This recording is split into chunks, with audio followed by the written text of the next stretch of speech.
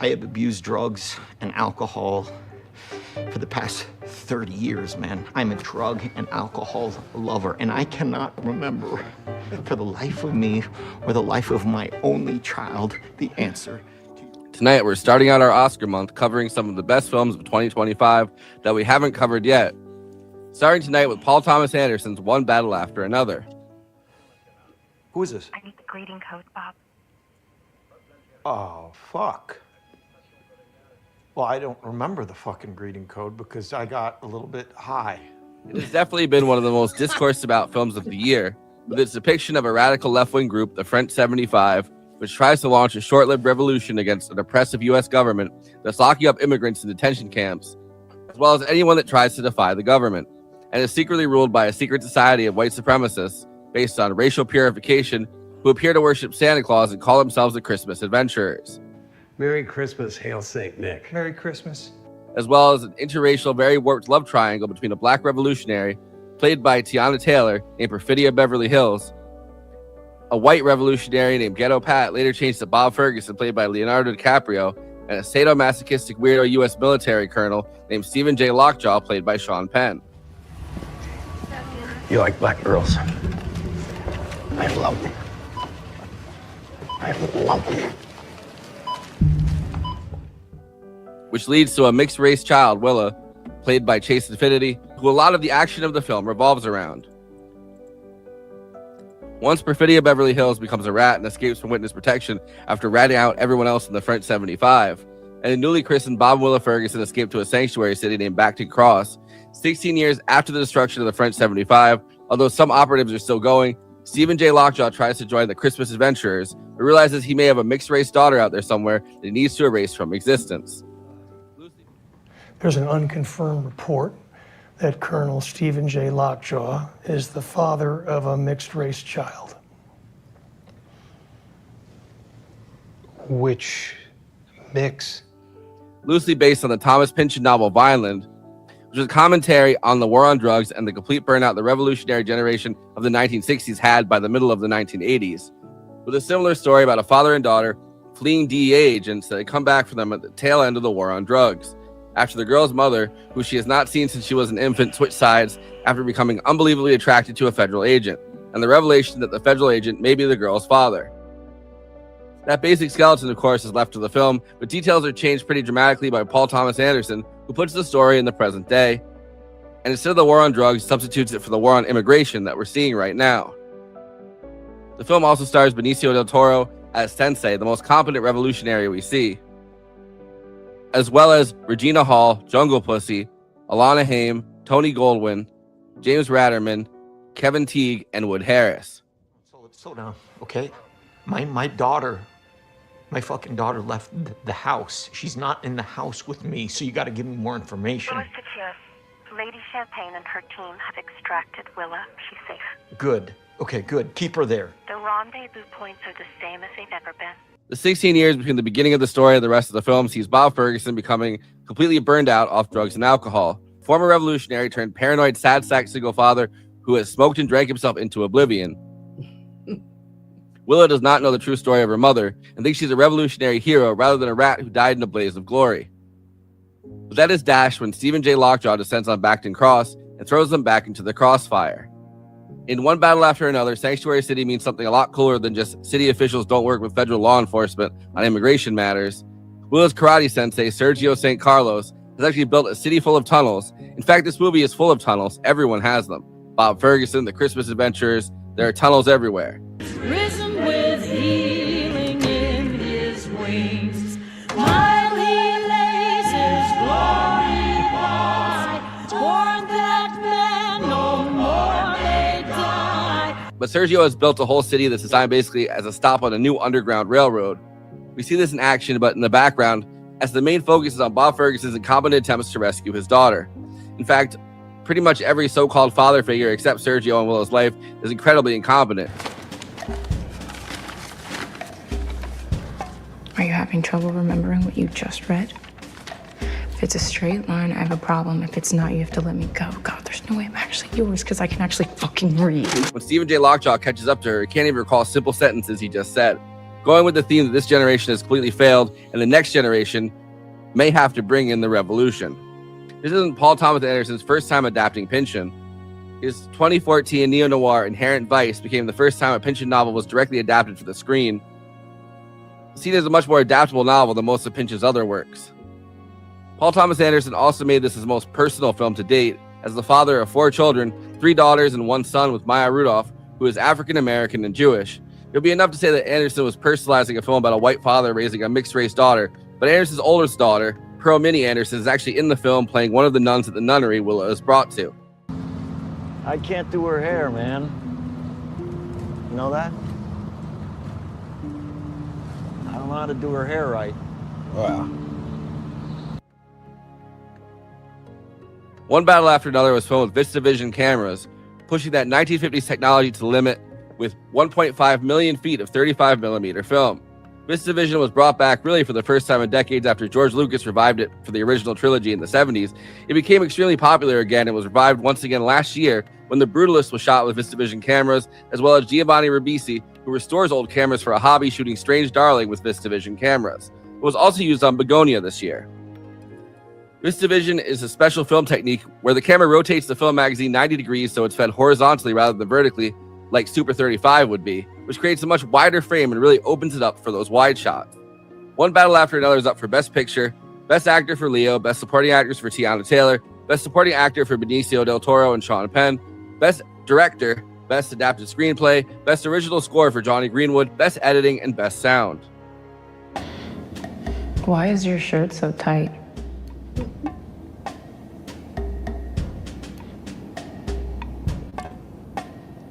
I'm not gay, if that's what you're saying. I didn't say that. I'm not a homosexual. I did not say that. Before I introduce the panel, please like this video and subscribe to the Movie Night Extravaganza YouTube channel. Then hit that bell to get notified whenever we're streaming. Super chats are now open. If you have any pressing questions, send us a super chat, which helps me maintain the expenses for the show, which I am obligated by the rules of the Geneva Convention to stop everything and ask the panel. Another way to help us out is to become a patron and give us money every month. In exchange, you get access to all of our after parties, bonus content, and we'll tell you even more movies we watched recently. Patreon.com/Movie Night Extra. We have a Movie Night Extravaganza Discord. There's an invite link in the episode description, and we have a Letterboxd HQ account. So those are 2 more places to follow along with us. Our show gets simulcast, or if we're not on it at regular time, played later on This Space. This Space is a working class independent media collective, youtube.com/thisspacetv. Subscribing really helps out, or even more, sharing content from This Space and encouraging others to do the same. By working together, we can break through the algorithm. Okay, let me introduce the illustrious panel. Conan Neutron is the co-host and senior producer for Movie Night Extravaganza, host of Protonic Reversal, an independent Film Critics of America film critic, and the frontman for the band Conan Neutron and the Secret Friends. Check out his music at neutronfriends.bandcamp.com. Kristina Oakes is a co-host of Movie Night Extravaganza, a streamer on Twitch, twitch.tv/cosmopolitics, a host at This Space, hosting Kristina's Corner, and is across social media at Cosmopolitics and on Letterboxd at Kristina. Forrest and Kristina have a second show, The Absurdity Space, live on This Space on Wednesdays at 6 Eastern, 3 Pacific. Eileen Jones is a film critic for Jacobin Magazine, the co-host of the FilmSuck podcast, patreon.com/FilmSuck, and the author of FilmSuck USA. I am, of course, your host and the radio mouthpiece for the Front 75, Forrest Miller. You like black girls? I love them. I love them. That's one of the most unnerving supermarket interactions I think I've ever seen in a film, frankly. I'd be like, get away from me. Are you, sir, are you okay? It's the only moment in the entire film that at the same time they interact. Yeah. And DiCaprio's response to that is amazing. It's just like, what the? I'm like, wait, and then it started to click. He's like, yeah, it's the correct response that a human being would have. But my question is, do you think in that moment he knows that that's lockjaw? Like, is he aware of who that? I think he's still. The wool is still too heavy in his brain to immediately pick up on that. But I mean, and we'll get into that. But that's a great meme format. Mm-hmm. That's a great, it's a great interaction showcasing 2 wonderful performances that are both a little out of character of what the people normally do. For a very interesting movie, there's a lot to discuss about. Eileen, welcome back. Thank you. It's great to have you. Glad to be here. Especially for this movie, which I love. You become like a regular contributor, like once a month or something. Pretty much. Yeah. Semi-regular. Well, yeah, and also it's nice to be able to kick off award season, which we're officially in. Everybody, merry award season for all who celebrate, and do with the movie we all really like. That's good. Like I feel like there's less dire entries this year maybe than others, but maybe I'm just being a little too positive. Groundhogs, not seeing the shadow or whatever. Just to do this in the front half of this, I guess. Get the discourse out of the way, right? No, just so people know. Here's what we're doing. Sure. Yeah, here's our. So of course tonight, one battle after another. If you know that, if you're here, you know that. It's in the name on the thing you clicked on. So yeah. And then Wicked for Good next week, which is not nominated, but that's our snub. Every year we have like a snub, a snub one that we want to do. Marty Supreme, which apparently goes to. We were just talking about this on the space. Goes to video on demand apparently on the 10th. So we'll be right in time, hopefully, to be able to do watch party. So they're letting regular humans see it, huh? Okay, cool. Yeah. The concept. And not just people that are in a movie theater where half of the people are Jewish and half of the people are Asian. Where half the people are in the movie in New York where they showed. Anyway, whatever. You know what? No, I realized after watching it, because it was Christmas Day in Long Island. Half of the people in the movie theater were probably Jewish, half were probably Asian American. Yeah. So it's like you watch that on screen. I wonder who was rooting for who, but I don't know. After that, Blue Moon, Begonia, and The Secret Agent. Just thought I would plug all. You like bald girls? All right, that's good. That's fun. Yeah, just thought I'd plug those up front so everybody knows what we're doing and we're all on the same page for. It's going to be an exciting month. So I noticed you snubbed it. You're not doing Hamnet. That's interesting. You're goddamn right we're not. Oh, did you hate it? Did you hate it? I despise that movie. Oh, it's like I hated it up to the end, and then it worked, and then I'm like, God, I guess I have to rethink it. But anyway, look. Like it's what I did is I made the cardinal sin of saying, hey, it's cool. There's no movies in serious contention I hate this year, and then I saw Hamnet, and I was like, I could not stand it. Jinx I yourself. was just surprised they're not covering F1. F1. I would that's honestly, the one everyone wants us to cover. I would rather cover F1 than Hamnet. Personally. Cargo's Room. What else? I also isn't that best sound editing? I saw the and Best Picture, which is like I guess Will Maneker, and no other choice is not on there, of course. But yeah, we got F1 in there. Will Maneker from Chapo posted the like the guy standing up that's like going against the wave, and it was like I really enjoyed F1 as. Anyway, those you can hear about those other movies on those other episodes. We got so much to talk about with this movie. Which was such a nice surprise. I am a little Paul Thomas Anderson agnostic, largely for most of his movies. There's a few of them I really like, and some that kind of miss me entirely. I've never been a hater necessarily, but Eileen, you were. I was the master did it. Oh my God! And so now I love this movie so much, and I haven't had a chance yet, but I have to watch everything else because I have to completely. See, I did that for the Boogie Nights. I filled my head with stuff. I watched I watched Boogie Nights the first time when I was 12, and it was like one of the only things. That's actually when you're supposed to watch it. But yeah, one of the only things that was constantly on Netflix, and I didn't have like cable or anything like that, so I was always trying to watch whatever was on Netflix. And Boogie Nights, I was like, oh, this 70s porn movie looks good. Oh no, this is a movie about disco. I watched Magnolia. I watched Punch Drunk Love. I watched just like to do this, There Will Be Blood. Like I kind of went down a Paul Thomas Anderson deep dive. I rewatched Licorice Pizza, which is crazy to think about jumping from Licorice Pizza, which controversial for completely different reasons. Even though sure. than this movie, but like looking at the direction that he was going with Licorice Pizza, I would not have expected that he was going. Yeah, in this it's like very left field. Absolutely. Yeah. That's such a like frivolous like nostalgia movie, right? And this is so much edgier and like dark in a lot of places. And, like, I didn't think he had it in him. Frankly, I'm not gonna lie. I really didn't think, and I say that as someone, I actually do quite enjoy Punch Drunk Love. I would have enjoyed Magnolia more if I had never seen Robert Altman's Shortcuts, which he shamelessly ripped off for that.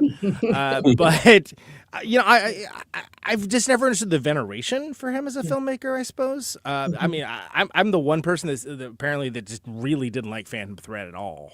And it did nothing for me. But I think it's interesting that, Eileen's you're a tough sell for PTA, and you came out like really digging this one. And I got to the point where I was like, you know what, he should be a cinematographer. Everything always looks phenomenal, but I just couldn't stand his worldview. And what really irritated me is he a quote from him. He said, "I tend to be interested in old weird America," and I was like, but I'm interested in old weird America. So how come I don't? Where is it? Yeah. I don't recognize your version.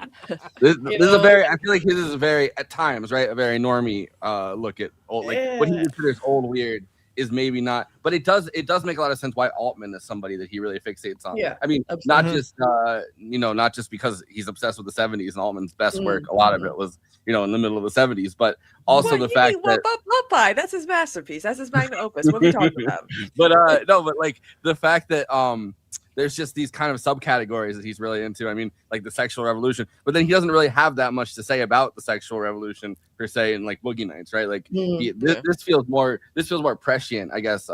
In some ways, looking at stuff in this, and I mean, we'll get to this. I have like notes that I wrote down and everything. There's a lot of references to the 70s within this movie, although none of it takes place. I mean, because most, if you really think about leftist revolutionary groups they peaked in the 60s and 70s. Yeah. Well, I mean, the French 75 is obviously modeled on the Weather Underground, which I think people had a lot of issues knowing that specifically, because it's like people assume they were based off of like the Black Panthers, which they're not. They're the Weather Underground. Well, and it's Pynchon, which he did a more direct adaptation with Inherent Vice, which I couldn't stand, by the way. It looked great, but I despise the experience of watching as a movie. Peace and love.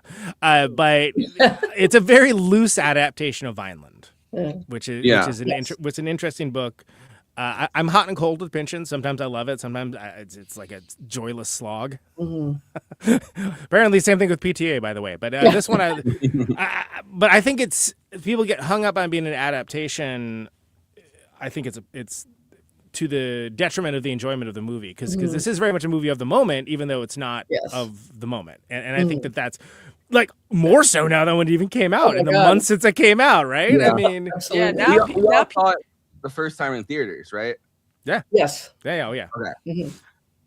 Because I got to see it in that VistaVision, which kicked ass. Yeah, I wish I got to see it in that VistaVision. I saw it at like my local theater, so it was, it was a little bit. It was not the impressive VistaVision, but and I was sitting next to a redneck that was fast cold asleep. I was telling that story in the Discord the other day. Why do people go and fall asleep at loud movies? And how? How do they do this? But I saw Fantastic. The only good Fantastic Four movie that came out last year, right? The guy came in, he fell asleep right behind me, and was snoring so loudly, and I'm like, is this the only time you can get some sleep on a loud movie? I was seated. Go see F1. It's louder. I was very pushed up to the front row because I was in a packed theater, like my local theater, and I was watching on screen, already like too close to the screen, and the guy that was next to me and like his wife was like locked in like the whole time. I could hear her laughing, but this guy was this massive like redneck guy wearing a hunting cap was just next to him. Yeah. I know. And for this is the liveliest, funniest, edgiest, like most action-packed Paul Thomas Anderson like the whole middle section, it kind of almost never stops moving. Yeah, like the whole like middle section where it's like there's just chaos, there's a lot going on, they're trying to escape and all that, and I'm like, it's kind of almost giving like a Nora in a way, like that one whole half where there's just stuff continuously happening. It's got that percussive score that goes on and on for the longest time. Like how anyone can sleep through that? Jesus. Yeah. Well, and I know in your teeth. Greenwood's an avowed Zionist, which is a bummer, but this is a great score. Like this is the music does so much. And one of my problems with Hamnet, which is going to catch a few more strays here, it's so overwhelming, derogatory. Like it's not a good kind of overwhelming. And it's like, no, you're taking the music is like taking the place of the storytelling. It's telling you how to feel in like a bad way. And I don't feel like that's the case with this one. I feel like Greenwood did such an interesting job of adding to the intensity and the tension of what's happening and not have it be overbearing. And except for when it needs to be overbearing, which is what you want for score. And it's notable in a good way, like where it's like, oh wow, that's, and especially coming to things because realize I'm kind of things as a musician, right? I mean, and that's something that I pay close attention to. And there are otherwise great movies that I can't. I just can't. Yeah. And I acknowledge that they're very well made, but I can't. I just miss me with that. And most of them have Hans Zimmer. Yeah, you're right. He is all. Yeah, I think that this movie makes a lot of sense when you look at like his commentary around it, Paul Thomas Anderson, and the idea that this is his action comedy, right? Like every movie, it feels like he does is in a different subgenre. Like I mean, Punch Drunk Love is obviously his romantic comedy.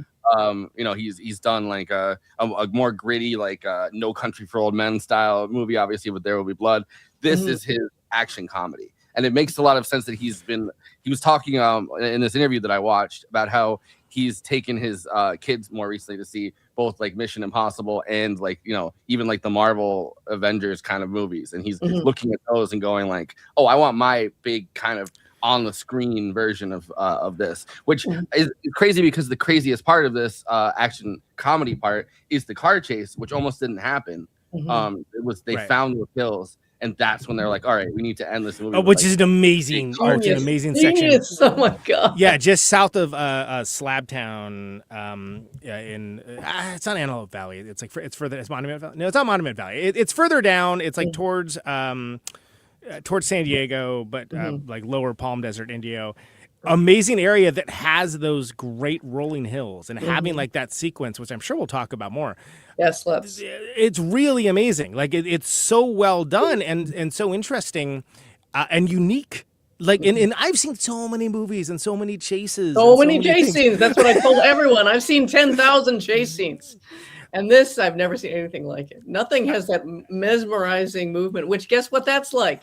Ocean waves, Bob. Ocean waves, Bob. Ocean waves. I love that. And real quick, just to go back to a point, I sounded like a psychopath because I was laughing my ass off in the theater, and everyone else was just like stone faced. I'm like, what's going on? Like, I get like the being overwhelmed by it, but I was like, okay, this. I mean, whatever. Maybe this is not the movie to be high on watching, considering Leo during this whole movie was paranoid as fuck. So funny. Yeah, if you're he was hearing the score in his head. All the phone conversations with Comrade Josh are you are not a comrade, sir. That's like locked into the hell that is like our modern experience, right? Customer service, just like two-factor authentication and like lost passwords. Yeah, representative.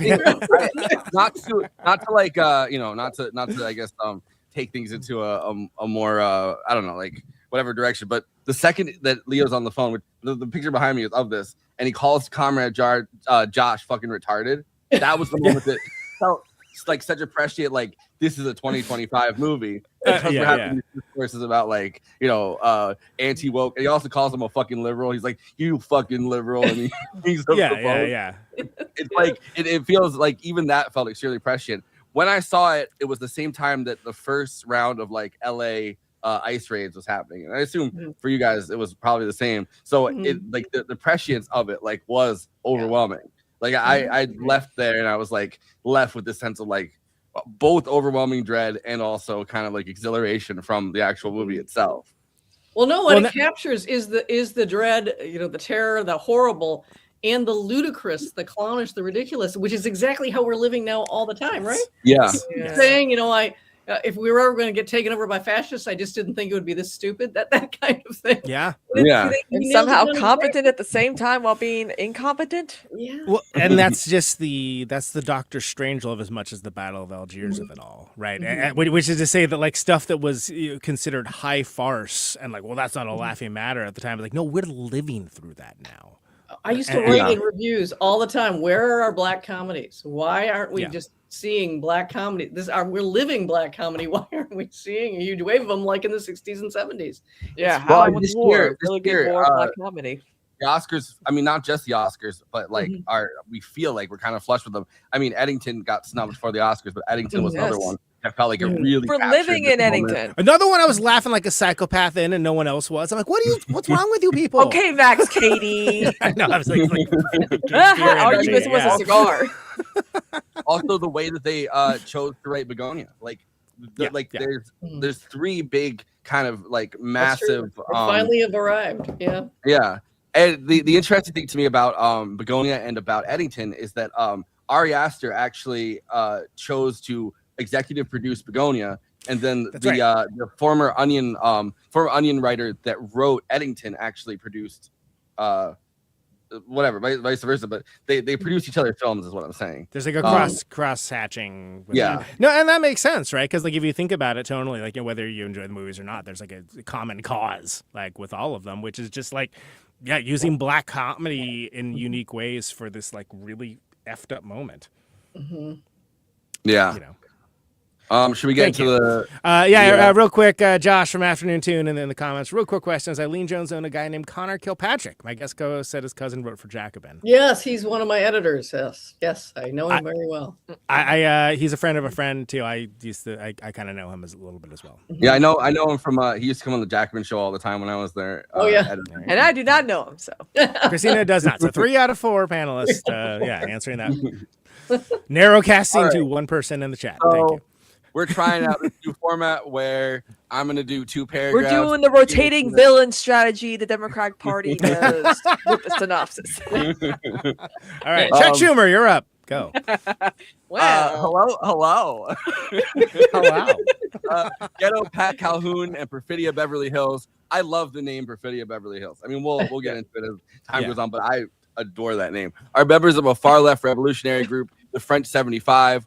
While breaking out detained immigrants from Otay Mesa detention center, Perfidia sexually humiliates the commanding officer, Stephen J. Lockjaw, who afterwards becomes obsessed with her.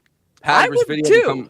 Me too. Sure. He's so, and there's something deeply uncomfortable about a lot of stuff with there, but that first scene where she's just graphically humiliating him and making his dick stand up while he walks out with the hands behind him, right? Like watching it full in a theater full of people, you're instantly kind of thrown into it, and you're like, oh, all right, I guess like, what happened? Yeah, because it kind of subverts expectations, like almost right at the starting block. Because it's like, what? Oh, okay. What's happening? What is this? But even before she does anything, she's so sensational on screen. I had forgotten that you see she's in the opening shots, and you're just like, yeah. What a face! What a body! She's so intense. Lashes. Oh my god! Yeah. But you look at you look at her first shots of her that you see, right? Where she's running, she's training herself. She's really in great shape. I mean, obviously, she's Tiana Taylor. That's why she's been wearing those awesome gowns at the award shows. But she's like, she's really preparing herself mentally and physically for this thing. And then you get Leonardo DiCaprio, who's just like, what am I doing? Where am I? Like, he's just a schlubby dude, right? He's just not cute anymore, man. Leo, what happened? But it's leaning into it in a way that I think is very cool and very brave, because he's a schlubby dude that's clearly punching above his weight class in that relationship. And everybody knows it. But the thing is, and especially at the beginning, he's the explosives man. He's the guy with like that. He's the explosives guy. Exactly.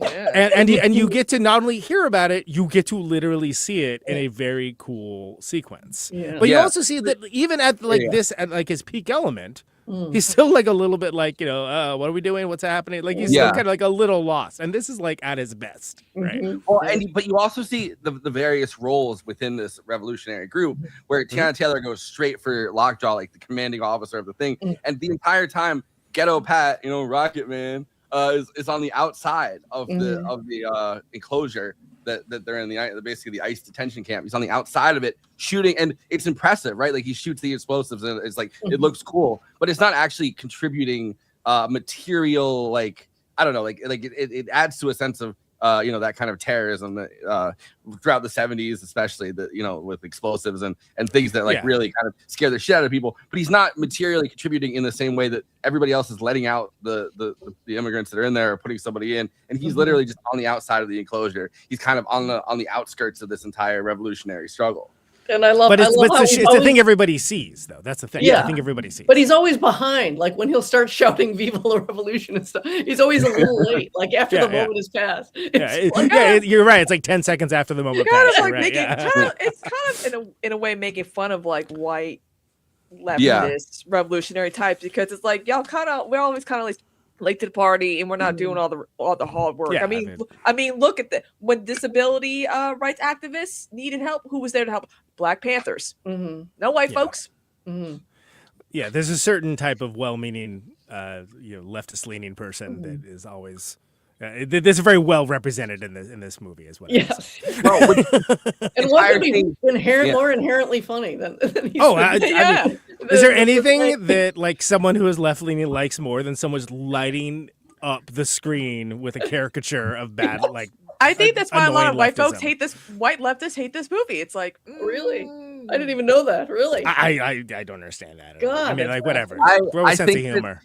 But it's also like the classic thing with the Weather Underground, which is that they were the ones that took all of the the revolution throughout the 60s and 70s too far. Where it's like they were actually exploding buildings, ended up exploding more of themselves in a lot of cases than anybody else, because they were constantly making these homemade explosives, and then the building would blow up and you'd hear like, oh, 3 people were found dead in this building because they exploded themselves. So it is this role within this revolution that like a lot of times, including there's a famous clip of Fred Hampton talking about how unhelpful the Weather Underground has been, because he's like, this is violence for the sake of violence. It's not contributing to any community struggle.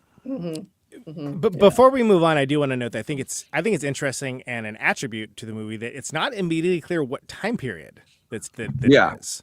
Like it's sort of, you're like, okay, this seems like to be nearish to the present, but is not actually present, which of course we find out later that it most certainly is not. But I think that works well. And I saw some people like critiquing that, which is like, okay. Like, I don't know what to tell you. Like, you're never, first of all, you're never going to make anybody happy, apparently. But it's just like, how many times have we seen movies about, like, this kind of thing happening in the 70s? Great. I love those movies. But, like, do you understand that this stuff has happened in other decades and continues to happen? Yeah. Just why I wanted that How to Blow Up a Pipeline movie to be better, which I liked it, but I was like, wow, what if this was a great movie, though? Instead of like a really good movie, and it wasn't. It was pretty good. It was a pretty good movie. I liked a lot of aspects of it, and I was like, yeah, but if this would have been a great movie, it could have been a generationally great movie.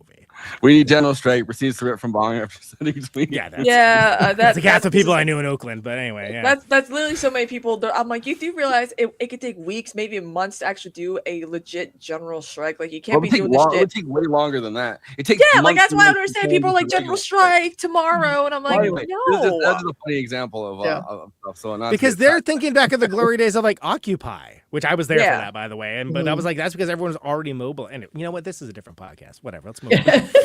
No Kings protest 2 months to stop from that. It really bothered me a little. I loved the movie so much it didn't bother me a lot, but it did bother me a little. The kind of we're clearly supposed to be a little lost in time, or not lost, but he's trying not to too firmly place it.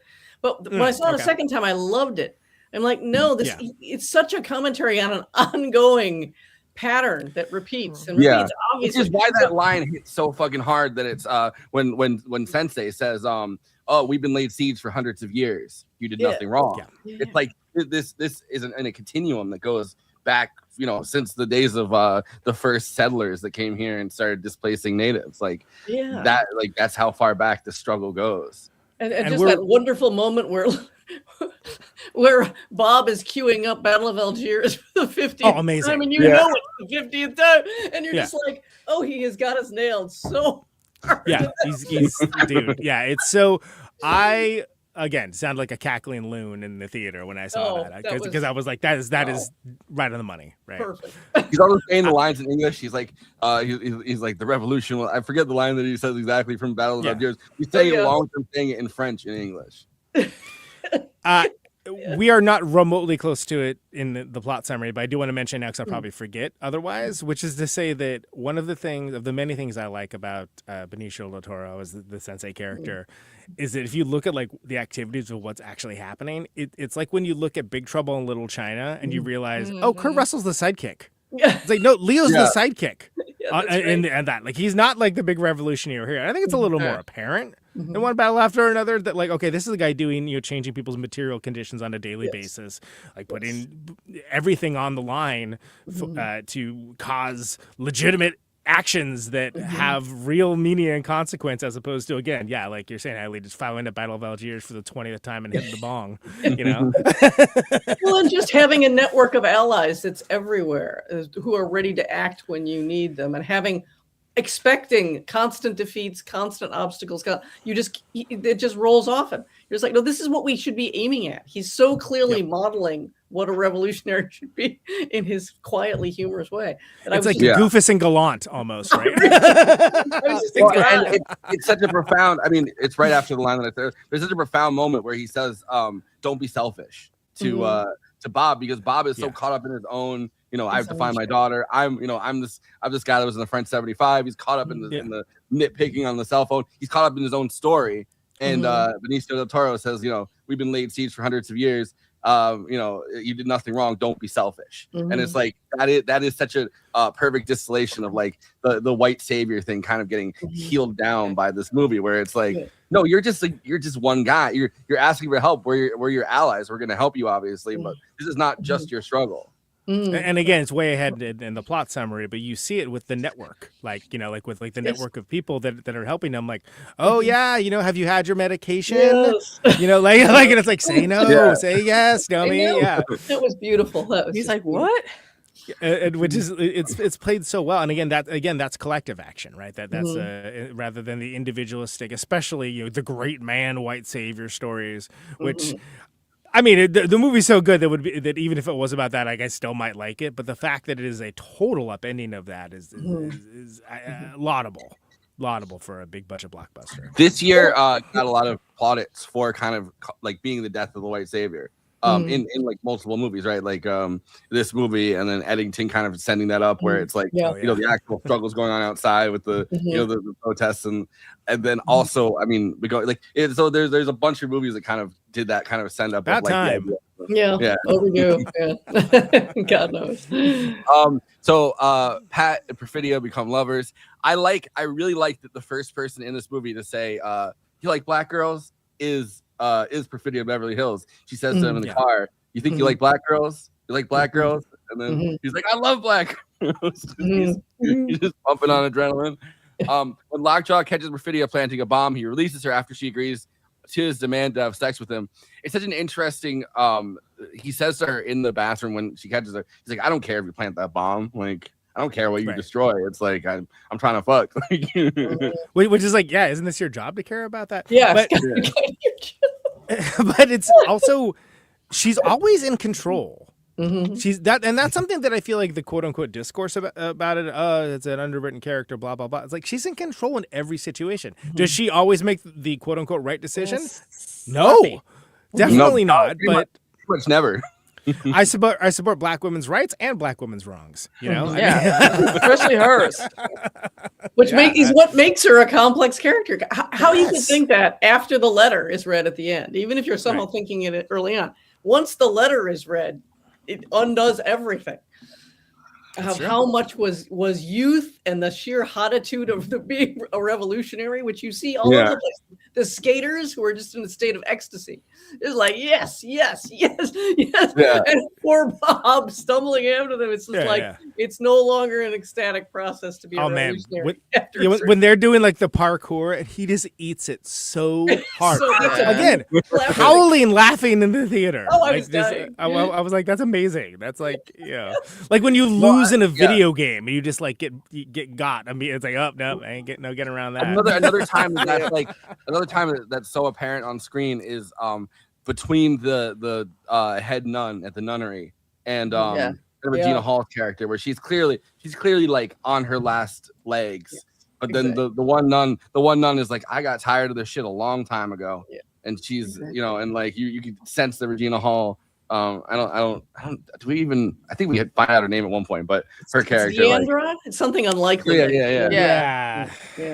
Not like super memorable, unfortunately. But it's a great performance. But it's meant to be like a character that is not like foregrounded that much too. I think supposed to be the most honest portrayal. Like she is a revolutionary. Like there's nothing, I guess, over the top or duplicitous or kind of everyone else has all these other things going on. She's supposed to be the most loyal to the revolution, which she survives until like the last part of it. Yeah, Deandra, you're right, Deandra. After Perfidia gives birth to a girl named Charlene, Pat tries to persuade her to settle down, but she instead abandons Pat and Charlene to continue her revolutionary activities. She is caught after murdering a security guard in an armed bank robbery, which is like it's such a like kind of devastating scene where it's like that moment where things get too real because you have JunglePussy who whose real name is JunglePussy, by the way. They're like, you know what? That's a good code. That's a good like revolutionary name. Let's keep it. Well, no, Paul Thomas Anderson saw her. She opened for, I believe she opened for Tame Impala. And Paul Thomas Anderson was at the, because of course Paul Thomas Anderson was at the Tame Impala concert.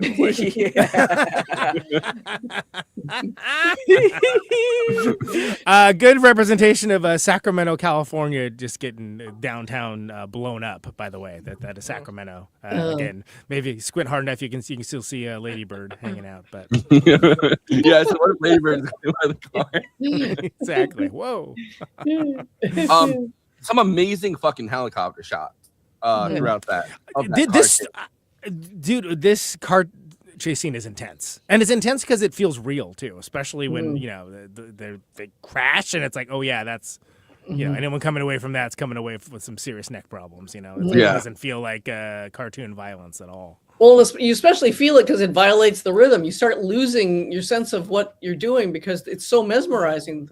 The feeling of going up and down the hills in this endless hypnotic that after a while, her breaking out and doing something seems like the most amazing when she just runs and you're like, okay, I just thought we'd go on forever. All the action in this is like super well done, and it's interesting, even though like the actual geography, like to the point that like with the geography of like so where we're at now with the bank robbery, that's Sacramento. The place with the hills, that's like on the lower Indio on the way to San Diego.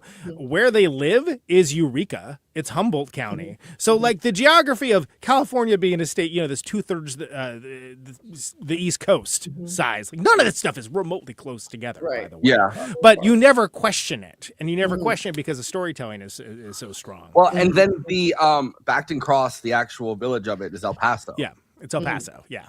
Which makes sense, and there is like equivalence for that. They took a building that already existed, trapdoor into. I have a clip of Paul Thomas Anderson talking about this, so we can watch it. They put a trapdoor into a building that already existed, and then built the frame around it, which is incredible.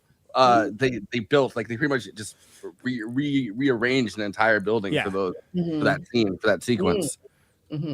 So and we'll get to that because I love the actual military guy's amazing. But like she murders the security guard, which like frankly like dude, come on, what are you doing? Like he keeps crawling. Don't do that. He's crawling. Just keep crawling. It's that moment where things get too real, right? Like because the entire time we have seen her. We have seen them take people and bring them into the vans. We've seen them humiliate Lockjaw. We've seen them blow up the bank. But they always do the thing that the Weather Underground often did, where you call first and you're like, "We're gonna blow up your because of this, this, and this is gonna happen." Right? Fun fact.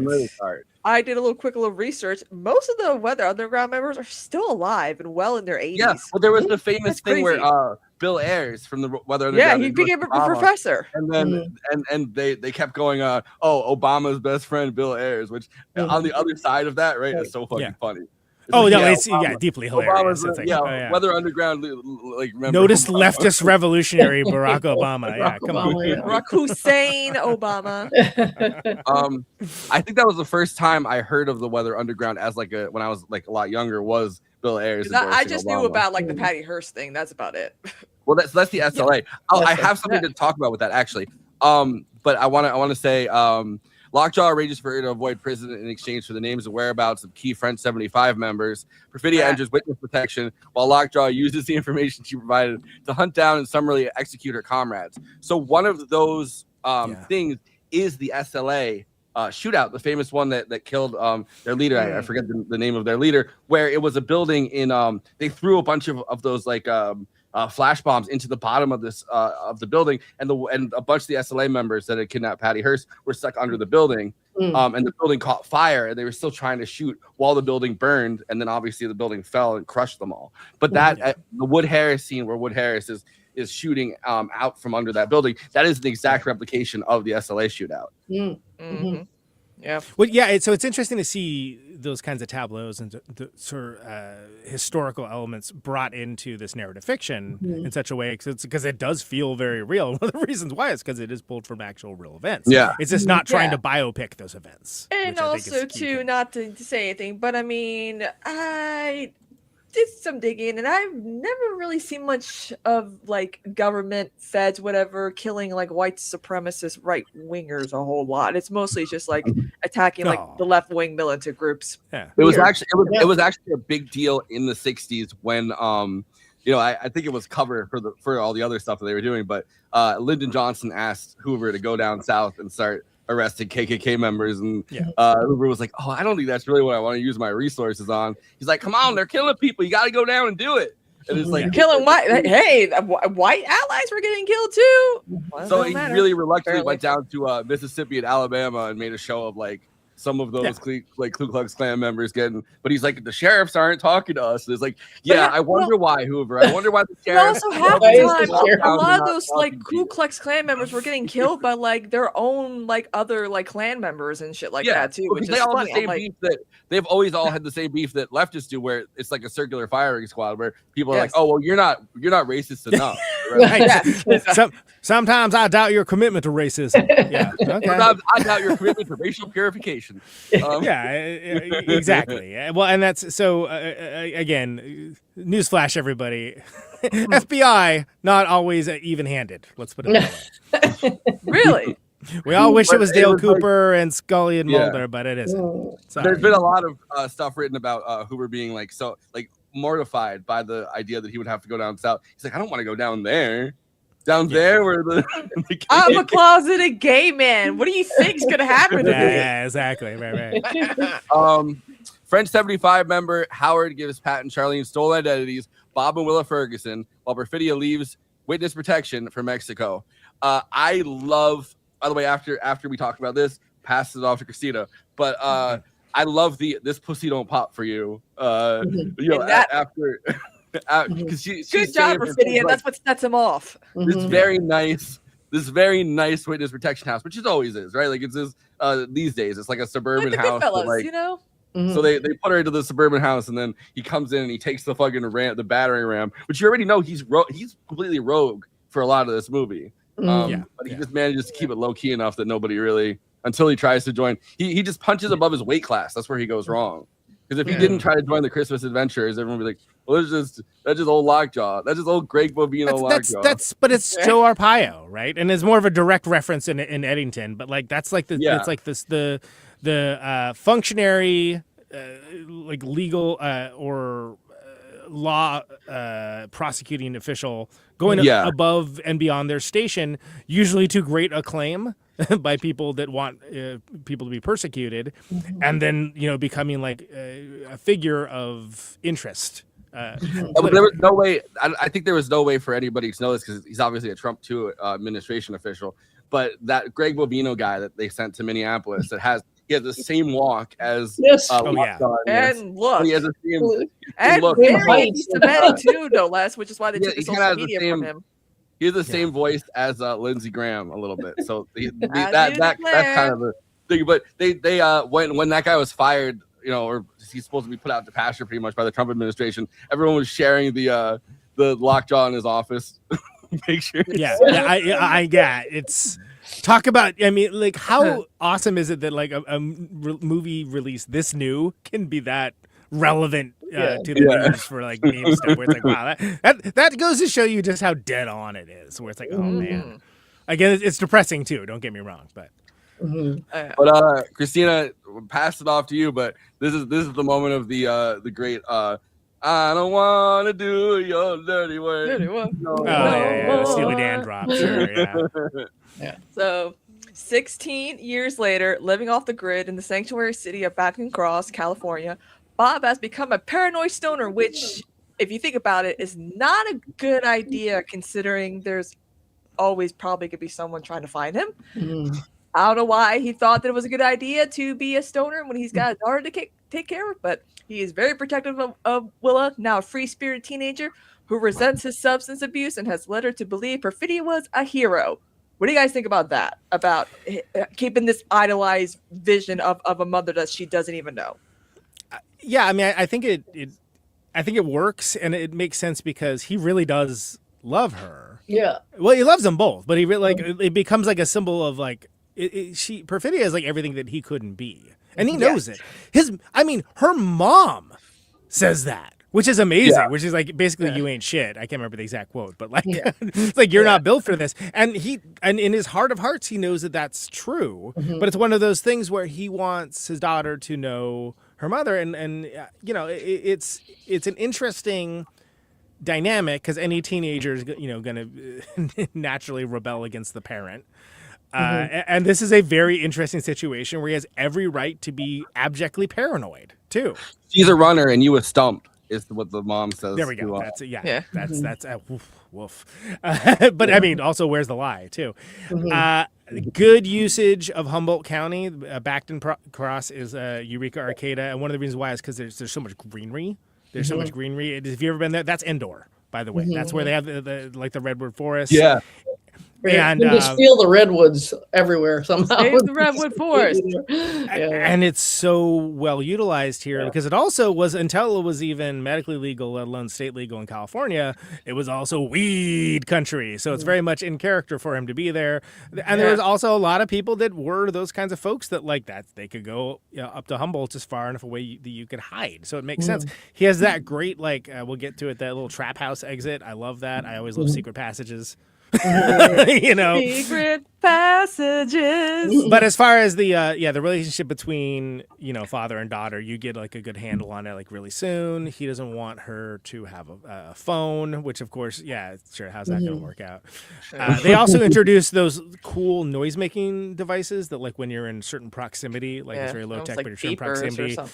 Yeah, and I think that's such a neat element for the plot because then you get the sound design. It becomes important where you kind of hear something like in a distance in another room, and it's used very effectively by Greenwood with the score as well. Not to plug a former episode that we did, Conan, sorry you weren't on for this one, but the Love Witch. Humboldt County, it's greatly deployed there. Yeah, absolutely. Is where she goes, and it's like, oh, she comes from San Francisco up those 280 miles to Eureka, and that's the place that she's in. Where it's like, oh, they don't tolerate witches the same way they did in San Francisco. right. Yeah, but it's also just far enough away that it's got its own culture. So it's further. Yeah. If you're trying to live, because remember this is.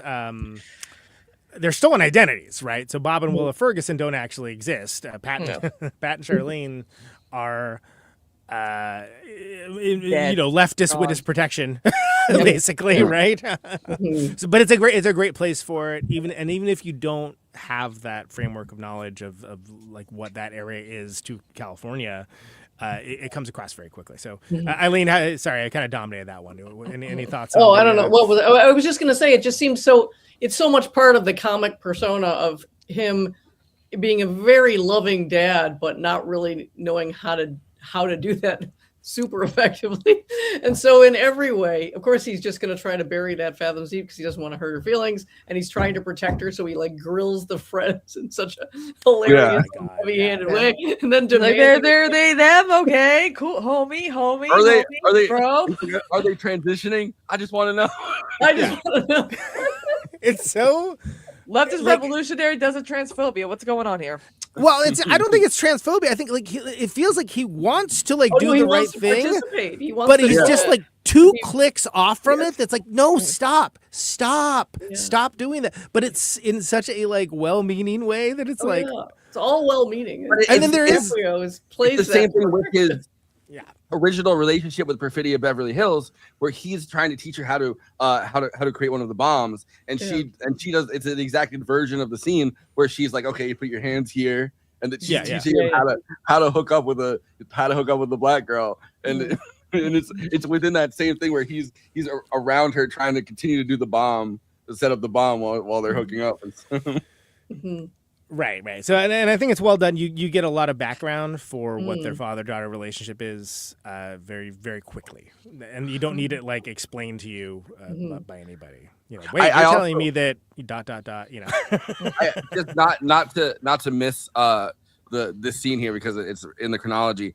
I fucking love when he's in the parent-teacher conference. And this is like, this is trying to show what kind of father he is. Teacher's like, you okay? But he's like, but I love when he goes, teaching the right kind of history, I hope. Lincoln, what were his intentions? Teddy Roosevelt, I hope you teach about the Philippines. And the teacher's like, well, we don't get into all the details just yet. And he's like, and he's hitting his vape in there while he's talking to her, blowing it into her face. And he's like, oh, Benjamin Franklin, the Grand Wizard, fucking slave owner. He's basically he also tears up. He's like he's so emotional. Yeah, he's the most emotional. Maybe the weed is not helping. It's wonderful. As he's basically like grilling her about the curriculum and being mad it's not Howard Zinn, you know? Yeah. Like Kristina's favorite movie, The Love Witch, where witches make love. That's right. Yeah, that's definitely what happens. Right. Not how I remember it. They're making just love, not war. So, through his vehement anti-immigration efforts, Lockjaw has become a colonel and prominent figure within the U.S. security agencies, obviously. And when Lockjaw is invited to become a member of the Christmas Adventures Club, hail Saint Nick. Not the same Saint Nick in 20 years later Bone Temple, okay? A different one, I think. Right, yeah. A white supremacist secret society, he seeks to kill Willa to hide his past interracial relation with Perfidia. So he hires the indigenous bounty hunter Avanti Q to capture Howard, causing a distress signal to go out to the French 75. And this is when things start to get interesting. Right. So I love that, like, there's a lot of details with that meeting. Like, it's at a wedding, right? Like, they're feeling him out. Like, and you're sort of like, President fucking Grant is there. I'm like, dude, you're one to talk. You like black girls? All of the they're all like from like famous liberal, like liberal mainstream kind of things. Like Tony Goldwyn is the one guy who's like, you know, he's such a famous actor, but he's in like he does the I was literally scrolling Facebook the other day and it popped up right after I had watched this again with like Tony Goldwyn talks about the Innocence Project, and I was like, he's also the totally, Metro Golden Mayor technically, like he's a Goldwyn, like. And then we also talked about when we were watching it in Discord, which everyone should join our Discord watch-throughs. Not to plug them, too ham-handedly here. We were talking about how another one of the actors was in Madawan. He was one of John Sayles' guys. Yeah, he was in a bunch of and it's so great that like all the people that are these like arch conservative secret society members are all like, you know, these like leftist like liberal figures that are like known for their activism, which is hilarious. Liberals are always good at playing conservatives, and conservatives are very good at playing liberals. We've seen Designing Women. We've seen what's her face with that passionate First Amendment speech. They're not good at writing each other. They're good at playing each other. They're not good at writing each other. Yeah. That's true. It's like, oh, you're. So this is our first look at the Christmas Adventurers Club, like, which is like he's, you know, being considered for admission. And again, that's what I was saying too about like, you know, the figure rising above his station politically to for greater usage, even just as a figurehead, let alone going forward. I think that's done well. We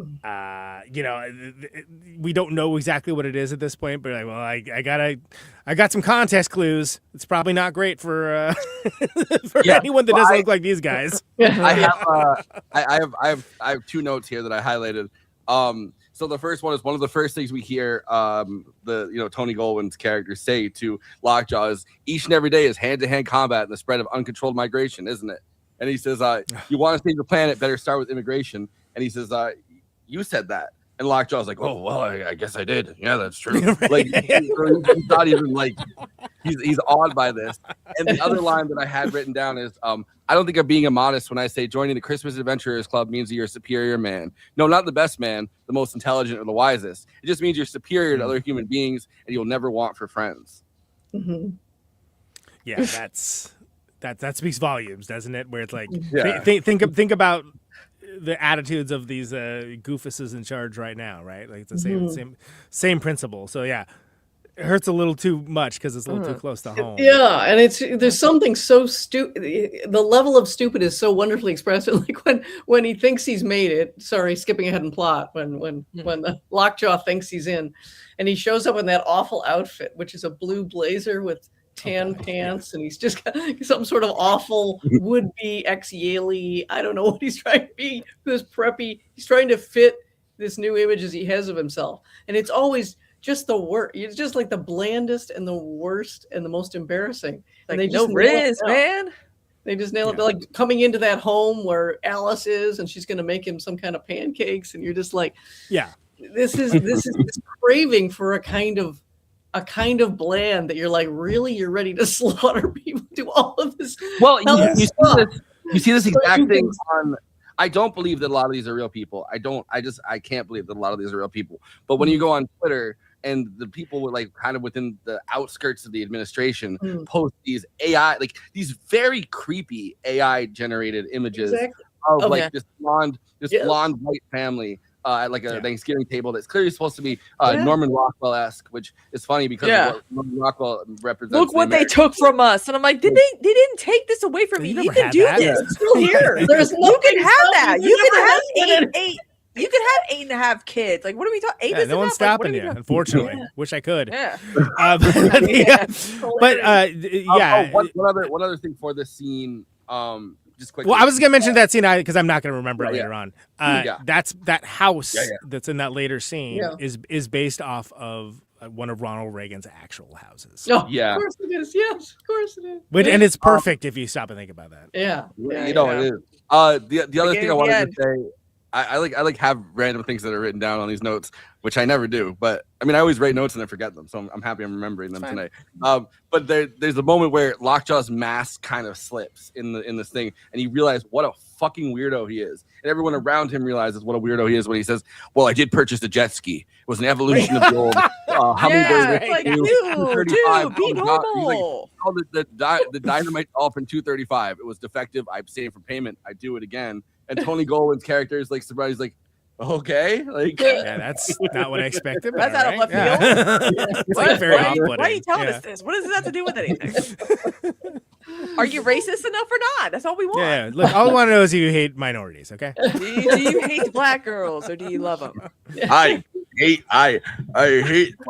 black girls. So we also get was Avanti Q is the character's name, right? The indigenous bounty hunter, which is interesting because this is another example of they're using him for his skills, but they make very clear that he's not one of us though. Oh my God! They say he's not homegrown, which is such a funny thing to say about. Which is a term that's been thrown around by the administration. The administration now calls people that are that are American citizens, they don't like homegrown terrorists. But but he's not homegrown. It's just an interesting thing to say about someone who's like literally a Native American, like half Comanche. Right, exactly, an actual Native American. But yeah, he captures Howard. He's not a native son. Right. So he captures Howard, where he's got that whole the podcasting setup that's got going on, like the neighborhood broadcast. Turns in like that. There's a contingency plan for that. The kids like run in and do that. I think that all is like very effective, very cool, because you don't really know what's going on. Like, is this guy just the only guy that's left, like dead lettering office, like a movement doesn't exist? It's like, oh no, it's still there, it's still going, and it's like, oh, so that's your first clue that like, no, there is still some degree of what we saw earlier, which is say like the French 75 as an organization, and so that's our first clue is how that abduction is handled. It also foreshadows something. I didn't realize this until watching like a little bit of it today. No, just prepping for it. It foreshadows the fact that Avanti Q has a thing where he just can't believe that children are in any way, shape, or form involved in this.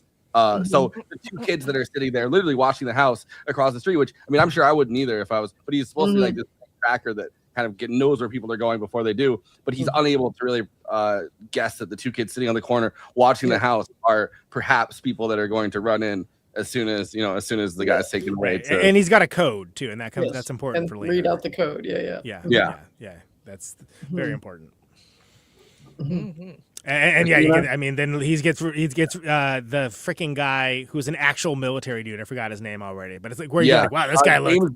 James Ratterman, I want to say. It's so James unsettling, and it's like this guy is so good at being that kind of like military guy, and then you look like, oh, because he is that kind of military guy. He was.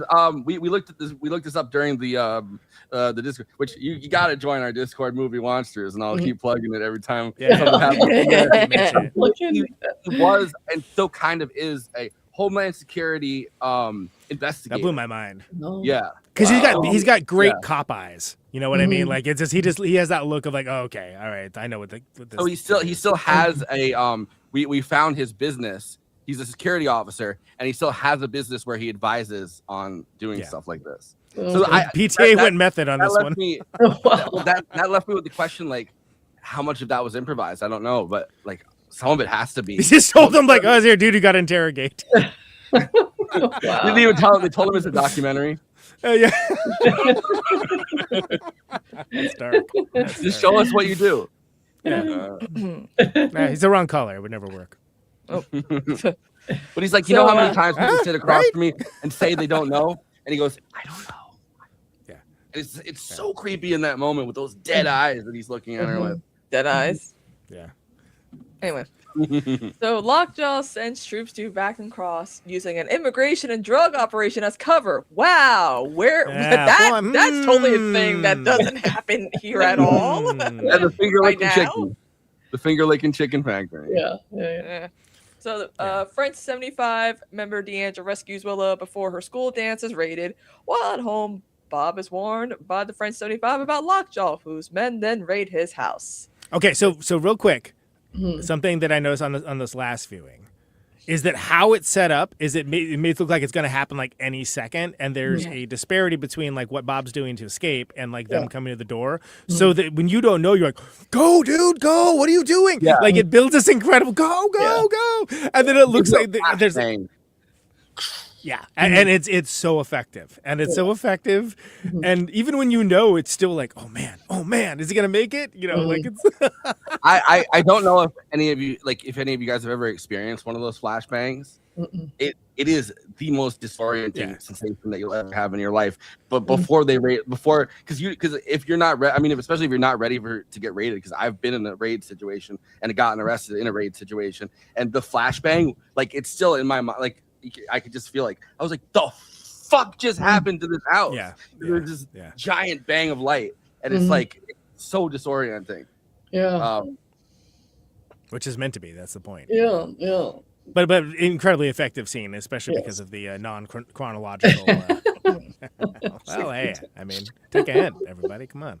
Well, I just started going more than once a week into the Discord to like be more interactive. It's been hard for me to. Yeah, there you go. Well, I love what he comes out of the tunnel with. He's got not only the bathrobe, which is the best bathrobe, of course, since the Big Lebowski. Fabulous. Oh yeah. His own backpack, and then the little girl backpack attached to it. That's right. Yeah. He's the most readily identifiable figure on the street. You see, did you see like someone in a bathrobe with a child's backpack running this way? Yeah, he's over there. You know. I did. Come on, man, you gotta do better than this. But it also gives you a very early picture of how wired in this town is, where there's like he runs into a truck, and then the truck has a secret entrance into the grocery store at one point, and it's like this town is really set up to be as Sensei calls it, like a Harriet Tubman operation. Right. That's right. That's right. But we can't go past this without talking about Battle of Algiers, where he's just sitting there and he's watching the amazing. Battle of Algiers and smoking. And a great example of paying homage to one of your influences in a cool way and not in a like cringy way. Because it's like, oh man, how many people are now going to watch that movie just because it's in one after another? You know, because it rules. You know, it's so funny that like Aaron from Hit Factory, I feel like on a movie like this could go either way. And it's so funny that because of Battle of Algiers, he's like, this is the most relatable movie he's ever been to. Right. Yeah.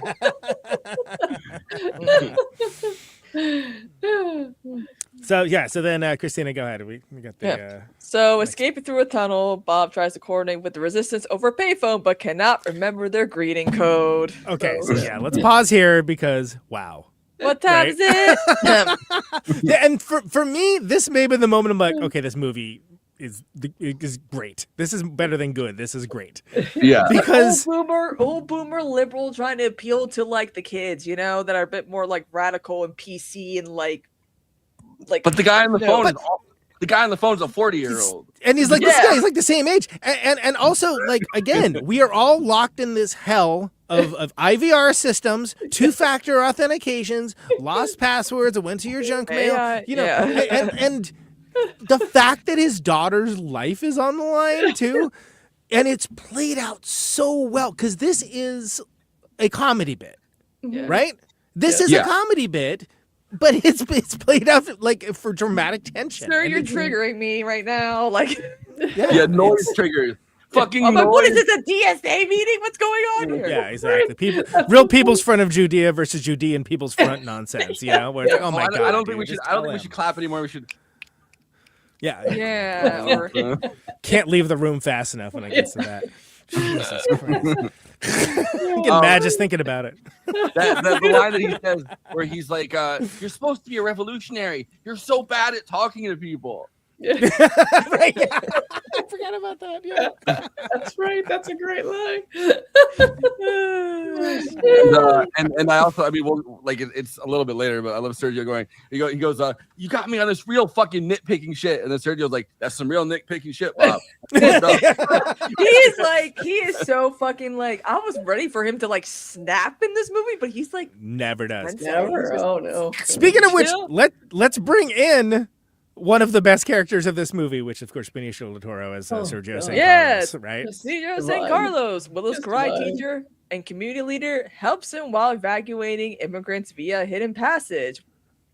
We love this man. We first see him earlier on though, when Willow's getting karate lessons from him. We see him during the I don't want to do your dirty work.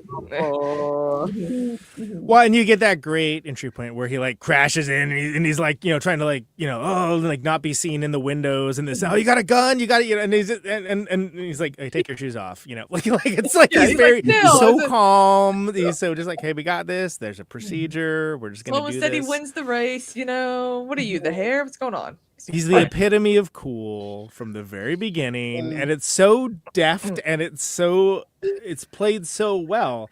And then you find out he's a fan. He's like, oh yeah, I'm a fan. And it's like, oh really? But he even calls out, why you got your sunglasses on? And like he's got these wraparound shades on. It's so stupid.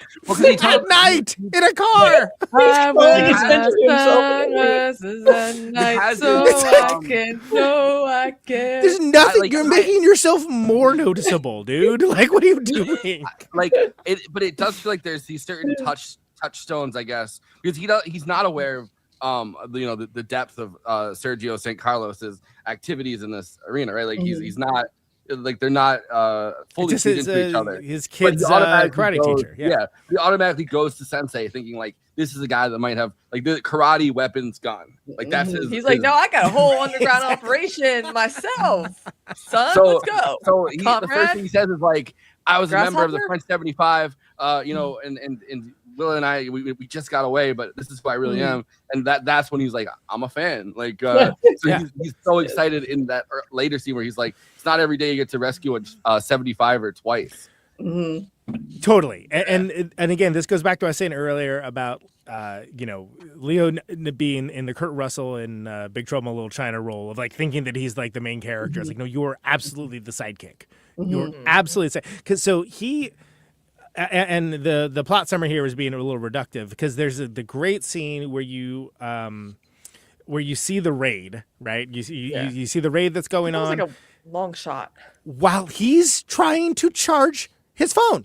phone. Everywhere he goes, he's trying to charge this old ass phone, and he just can't do it. By the way, can I say also relatable? That's also a relatable thing. So all of that is in a storefront where they built. So there's a storefront on the bottom. They built a trapdoor into this random storefront, and then they built the entire building around it in a lot in El Paso. Mm-hmm. Yeah.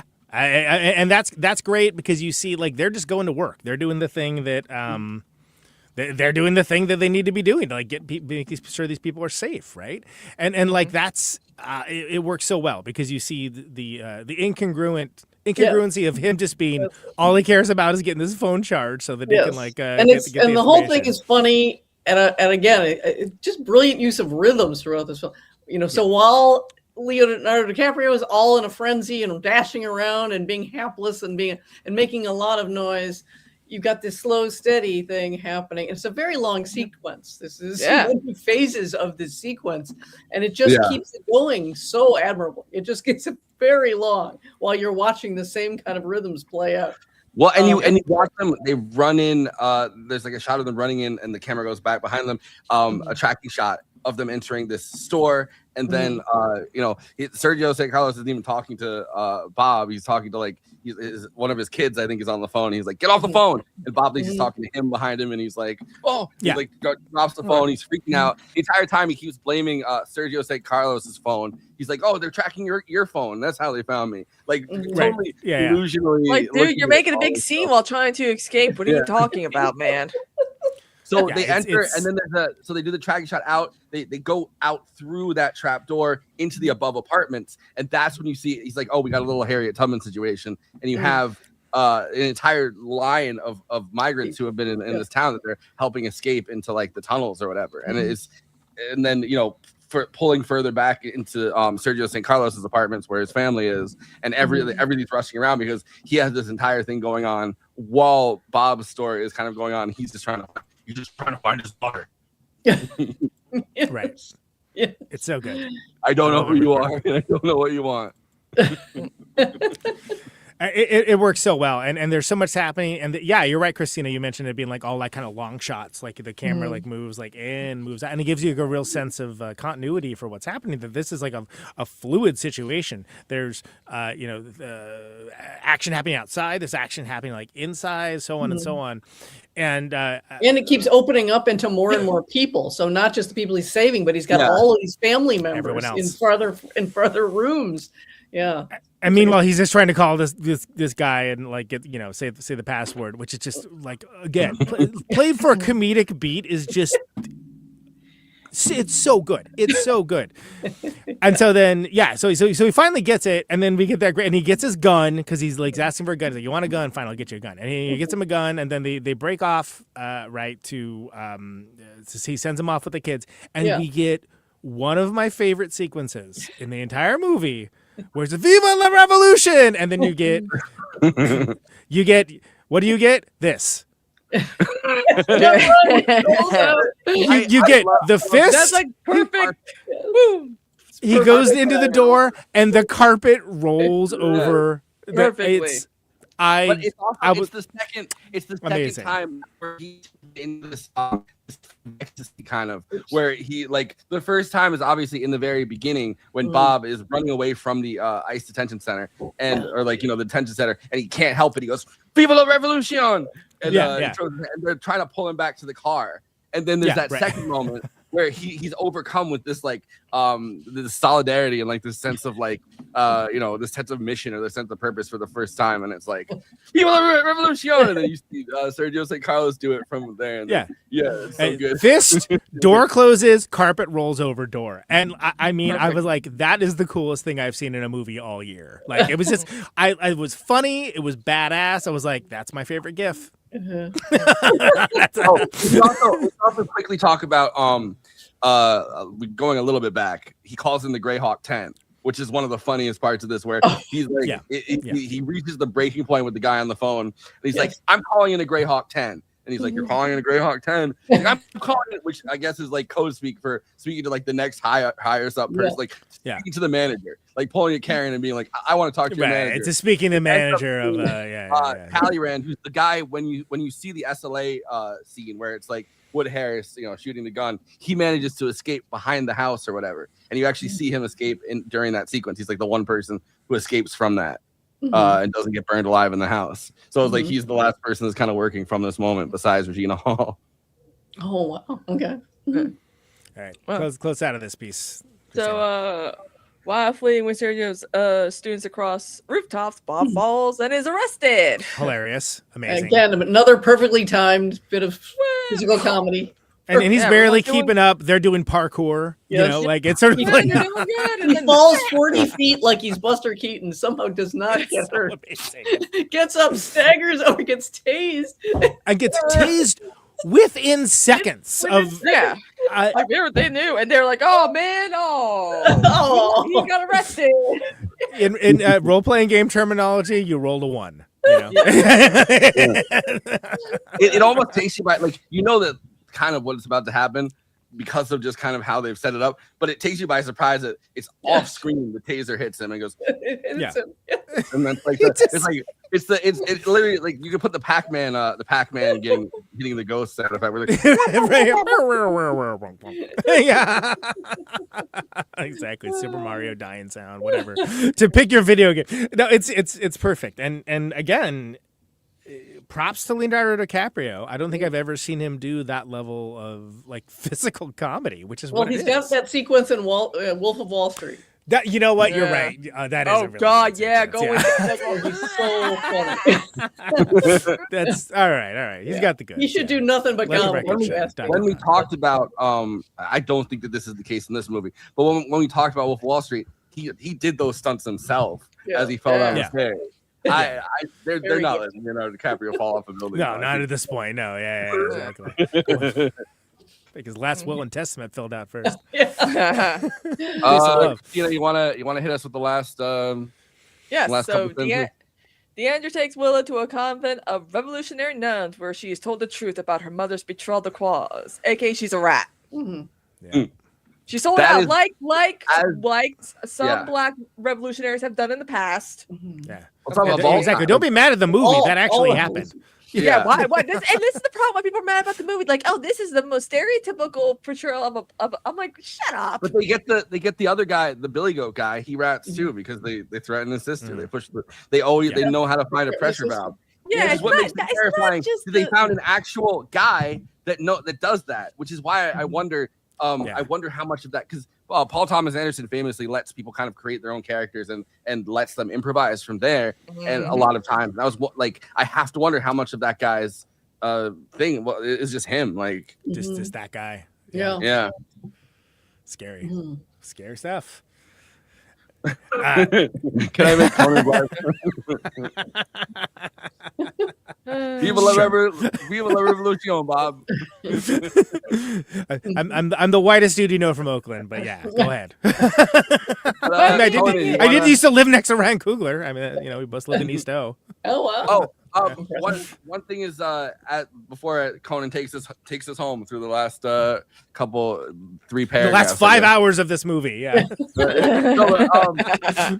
When they walk up to the I think this is crucial to the movie.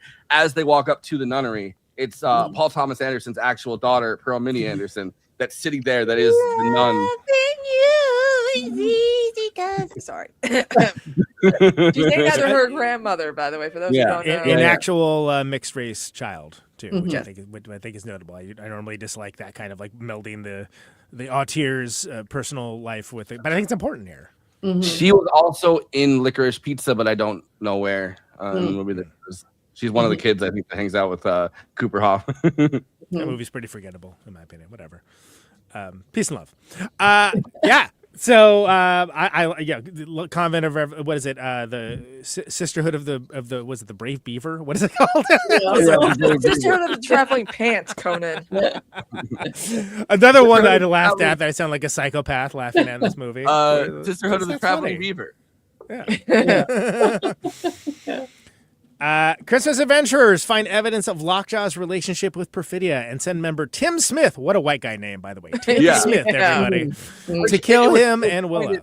Point out that guy has he's so replaceable with Tony Goldwyn or there's a different idea. Yes, exactly. So almost twins there. Yeah, it's central casting, right? Like, all right, I need a middle-aged white guy that probably golfs. Like, okay, there you go. The conservatives are like, wow, they're finally hiring white guys again. I'm sure.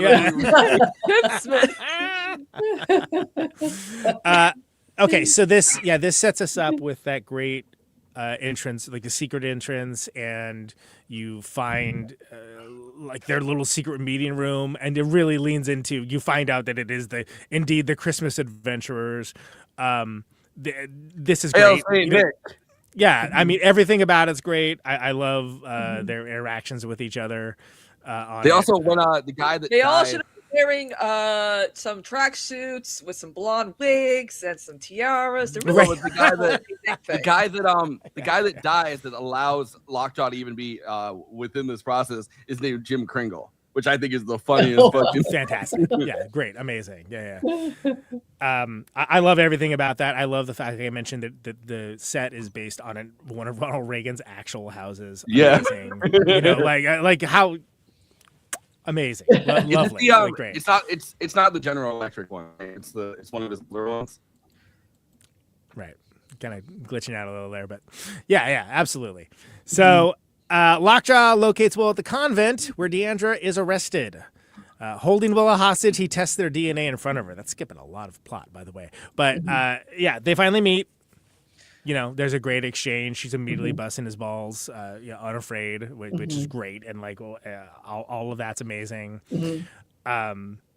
Those interactions are hilarious, but it's also fraught with danger at the same time. And you don't know what's going on until you realize, oh, okay, so basically, if the DNA test is that Lockjaw's the father, then he's going to kill her because that means he can't get into the club, right? And there's that great line there where he's reading off the thing and he's like, if this line goes straight, you're in trouble, but if this line or whatever, you go free. And she's like, and then he forgets what he read 5 minutes later. She's like, yeah. Did you forget what you read 5 minutes ago? I don't think it was daughter because I can actually fucking read. Yeah. Well, then she does that great, like, why is your shirt so tight? He's like, I'm not gay if that's what you're asking. It's like, no, nobody said that. It's like you're overcompensating for something for wearing a shirt that's too tight, too small for you, dude. Well, I didn't get a chance to add this in there because it flags after 10 seconds of clip. But after she asked that, she goes, I did notice the lifts in your shoes, which is such a big thing with DeSantis' campaign kind of floundered after they found the lifts in his cowboy boots and that Bobino guy has lifts in his shoes. Like all of these conservatives really do put lifts in their shoes. There's nothing wrong with the short king. Embrace it. Was all we learned. It's what we learned in Materialists, right? They want, everyone wants to know if you have money and if you're tall. Oh, Lockjaw would 100% break one of his legs or break his leg. Would absolutely get the Materialist surgery. 100%. Yeah. Well, the question is, when can we start? Yeah. Okay. Confirming she is does a DNA test in front of her, confirming she is his daughter. Sergio arranges Bob's escape and drives him to the convent, throwing him out of the car when police begin to pursue them. Amazing. So great. I love everything about that. Great. 1, 2, 3. And he's like, slow the car down a little bit. He's like, come on, four. Yeah. He also brings them a few small beers after he brings them out, which is great. Really fantastic. You want to stay sober for this. What are you doing? You don't see the beers that he brings out until he says on the phone, I'm a drug and alcohol fiend. Like, he's like, oh, that is the best way to calm this guy down is to give him some Modelo's. Yeah, and it works. I mean, but yeah, and he has the most inelegant cannonball roll that anyone's ever seen in the history of movies. Fantastic. Because again, remember the legend may be great, the man isn't, and that's what makes this so cool, right? And Sergio kind of takes the heat from the police. He does that great field sobriety test where he's just like, trying to take up as much of their time as possible. Yeah, does his little dance. And just unconcerned. He could be doing the Macarena if you wanted to. That'll definitely, do Thriller. Whatever. And this is the kind of stuff I'm talking about when I talk about like what a great supporting performance this is. Oh god, it's just like, it's so good. Just vibes, man, vibes. He doesn't win. I'm really but he probably isn't gonna win. I love that they gave they let him actually have a Modelo, because usually they do like the they're gonna make a funny name for it, so it's gonna be like Modelito or something, like a funny beer name. But like I wonder if Modelo was like, oh no, this is gonna be great for us. And it has been, yeah. So Bob steals another car and reaches the convent, unsuccessfully attempting to kill Lockjaw with Sergio's rifle. There's also the great thing where the Mexican day laborers like tell him which way to go, and he does the whistle. He does the day laborer whistle at them, which is like it's such a small detail, but it's they're like, oh, you're one of the good ones, dude. Yeah, we like you. Basically, yeah. I mean, a real good hombre, Bob. Lockjaw hires Avanti to kill Willa, but after refusing over her age, because the man has a code, right? Avanti is told to deliver to a far right militia instead. So we get the setup with the militia guys who. Yeah, the only difference between this government and our real government, no one in our real government would ever refuse over someone's age. Right. Well, yeah. Well, this guy's he's not. He's an outside contractor. Yeah, true. He can have honor. Then you get all the Native American insults that are quite inventive. You wagon burner. Yeah. Of them that he just has to sort of take. I thought I was watching a John Wayne movie for a minute. I know, really. It's quite a throwback. And the guy that he's going back and forth with has relentless tattooed on his forehead, which is such a like oath keepers kind of fucking shit that you would have as like these paramilitary turned Trump, Trump. Wow, these tattoos on their heads. Yeah, and so it looks like things not going great for Willa at this moment in time, but so that's what's happening there. Tim tracks down Lockjaw again. This is the first of one of the many great desert chase sequences, and it's like this is a road rage incident gone bad is what it looks like, right? Shooting him in the face, which is very jarring. It's very jarring when that happens, and it's and you see the car fly off the side, and you're like, well, that's him dusted, I guess. Yeah. Causing his car to crash and leaving him presumed dead. Bob finds the crash site while searching for Willa. So yeah, at this point we're thinking Lockjaw's gone, right? And there's no way that's not happening. Well, because you actually have Leo right after this scene, like he walks into the he walks up to the car, and you see Lockjaw's body hanging upside down. Into the car. It's definitely some nobody could have survived that horror movie logic, but anyway, we'll get to that. Avanti brings Will to the you fucking double tap. You always double tap. Right. Exactly. No monster is truly dead until they explode. I mean, hello, soap operas. I've seen characters' brains be in jars, right? And somehow they come back from the dead. We need it for the ratings. You cannot kill Cesar Faison on General Hospital. Helena Castlight cannot be killed until the actress is dead, and she's like 100. She's still kicking it. You would see Lockjaw walk back out with his brain in the jar. So meanwhile, back at the white supremacist, Avanti brings Willow to the militia, but after a change of heart, frees her and is killed in a shootout with the militia. Love that sequence. Great. It's another moment where a man in this movie trying to help her does it in the least helpful way possible. Doesn't hand her keys, doesn't help her in any capacity, doesn't really unlock her hands are still tied together. So it's another man that his ego is fucked up and his sense of righteousness is kind of pulled up, but there's no sense of like, here's how to actually do something in a helpful way. It's just like, I'm gonna. But it seems like it's almost a snap decision, right? Like, he's so matter of fact about that, and I think that makes it interesting because you got to think about the history with that character and like these militia guys and Lockjaw and like all of like and that he's just like how much crap has he had eat over the years, and it's just like, all right, no, not this time. That's not what's happening. While being better, probably, I mean, not to like be all like, but while being better at this than probably any of those people, right? Like he's like an expert like tracker and bounty hunter, and it's like all these guys are like, thanks, Red. They're just busy talking into their phones and trying to talking about the liberals that have been locked up. You can just see it in a very Eddington kind of style, but you can just see the relentless guy with his phone out like this, and he's like making a video, and he's like, totally, like checking in from the because the place is called the 1776. It's like just checking in from the 1776.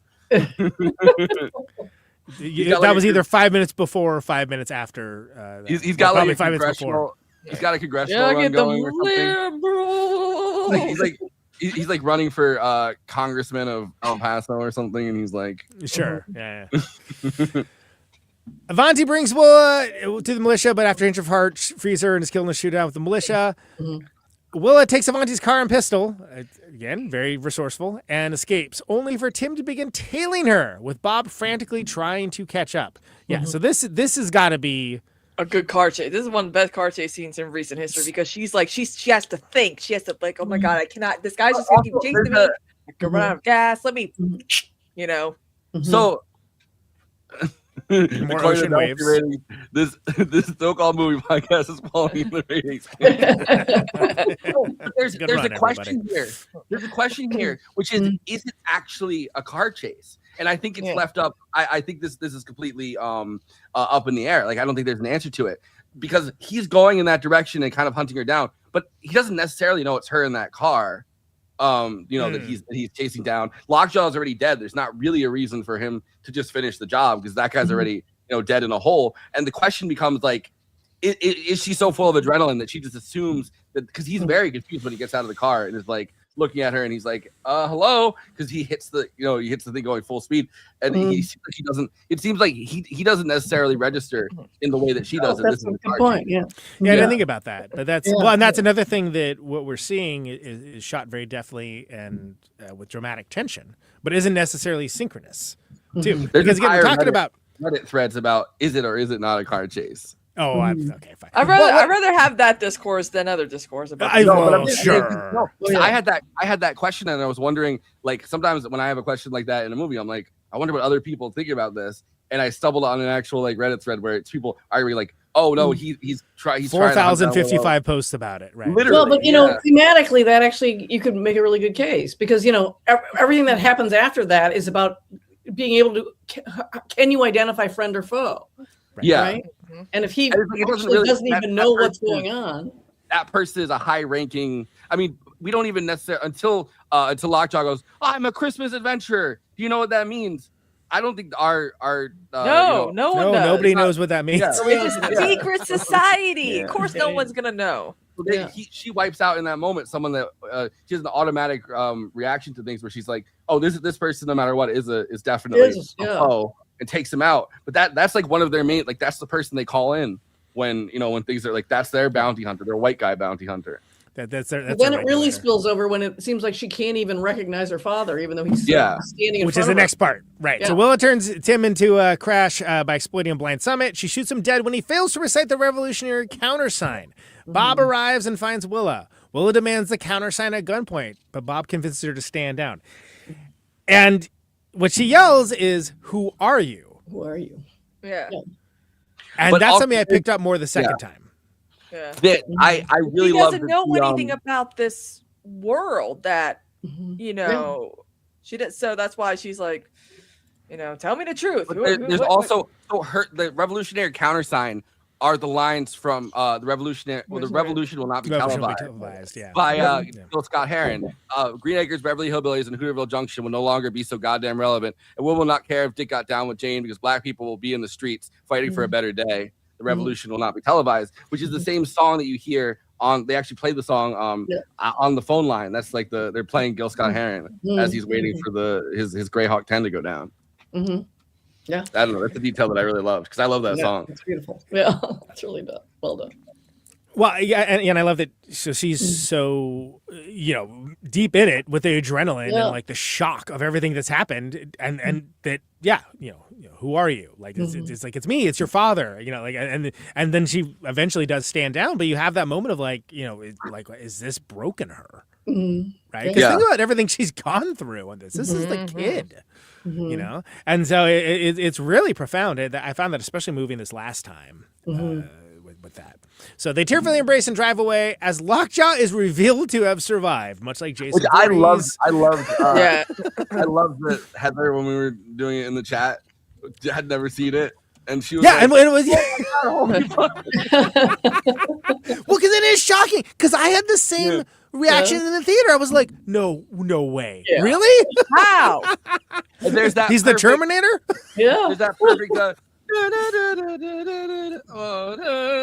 And it's like that. They have like Mexican song that's playing on the. They're singing in Spanish because he's going. Yeah, with that weird ass walk. Yeah. It's so good. And so, all right. So sometime later, a severely scarred Lockjaw is seemingly welcomed into the Christmas Adventurers, but is fatally gassed and cremated shortly afterwards. You will not be remembered or missed. I love that it flips right. There's something about this movie that reminds me of the same time period of like movies were really great around this time period, but like No Country for Old Men. And There Will Be Blood, kind of in 2007. There's like a vibe to it that has that same kind of feeling of that time period. But I love when he's in this final conference with them, and he's like, "Gentlemen, I have gone face to face with the enemy, and I have seen the whatever." And he's like, "I have been reverse raped by a semen demon." Yeah, he's like, "They're like, what?" I was once raped in reverse. And he goes, "Raped in reverse? How does that work?" And he's like, "Oh, I woke up and there was a feeling of some kind of sticky liquid on my." He's like, I think she was a sperm thief. And the old man goes, a semen demon. A semen demon. I'm assuming, Coda, you found that one letterbox review about it. But... Yeah.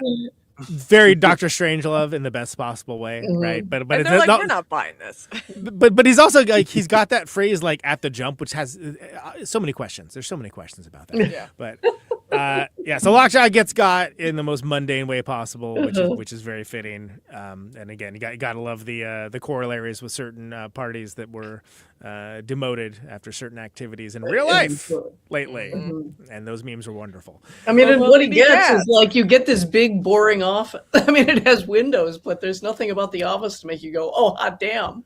Yeah, just a big office, right? And that there's. You're right. You're correct because there's a different movie or a different story that just like he's just like, that's what you're doing. That's like congratulations. And I want to say it was the second season of Fargo basically ended like that, the TV show where it was just like, all right, yeah, and I was like, oh yeah, here's your office, man. And it's like, oh, I thought I was doing crime boss stuff. Oh, that's like, right. No, you're gonna be over here like with these like freaking file folder cabinets. It's Exactly. Like, And he's just sitting there at that sad desk. And no, it was really like that. But again, he doesn't know. Lockjaw's all blissed out. Like, exactly. I made it. I'm in this office now. All right. Home stretch, everybody. Returning home with Willa, Bob gives her a letter from Perfidia where she apologizes for her actions and vows to reunite with her family soon. Later, Bob gives Willa his blessing as he attempts to take a selfie, poorly, and she departs for a protest in Oakland as American Girl by Tom Petty plays. Yes. One battle after another. Ending somehow divisive. I just thought it was badass. I don't understand. What was the divisive part? What was divisive? They were like, why isn't he going with her? It's like, because he's inept. Like, exactly. I mean, like, it's not. Yeah, This is like he a should big not thing. be in his life. Yeah, he's letting her have her independence. I'm like, no, that's not it. Well, it's not fully it, but Well, and then also, who's to say that like he doesn't go next time with her? Maybe it's just like maybe they have a activism share board. Like a chore wheel, but it's like activism instead. She would be in more danger if he went with her. He's clearly like he's bumbled his way through everything. He can't be a revolutionary. He can't. So he's Jack Burton shooting the ceiling and the cement hits his head. That's who this guy is. Apparently, there's a famous documentary on the Weather Underground that exists where a woman reads a letter that she had written to her father. And the lines, hello from the other side of the shadows. I don't mean to shock you, but I've been contemplating writing you for a long time. And I often wake up and find it completely inexplicable how and why I am where I am today, disconnected from my family. Those two lines that are big are actually from a letter that was written by a Weather Underground member to her Wow, to her parents. Those are beautiful lines. Wow. Yeah. I see. That makes me like it more, and I like the ending, and I like the issues of American Girl. I like Tom Petty, but it's recontextualizing like a uniquely, quintessentially American song that was very popular in the mainstream in a new and exciting way. And I taking it back from Silence of the Lambs, because American Girl plays for the girl in the pit too, which I do love. But yeah, absolutely taking it back from Silence of the Lambs and putting in a new. And it's also. It's the idea of generational change. The fact that like there's generations previously have built these things, but then it's a handoff, right? It's a handoff to a newer generation, and it's not an abdication of responsibility. I mean, the people that seem to focus on that don't seem to understand how humans work. That's how I'll put it. Also, don't understand the strains of revolutionary fervor. She's got some of her mother's ferocity, but not the absolute recklessness. She's got a lot of her father's kind of heart, but he, again, is so inept and hapless he can't be there. And she's been trained by the sensei. Yeah. Really?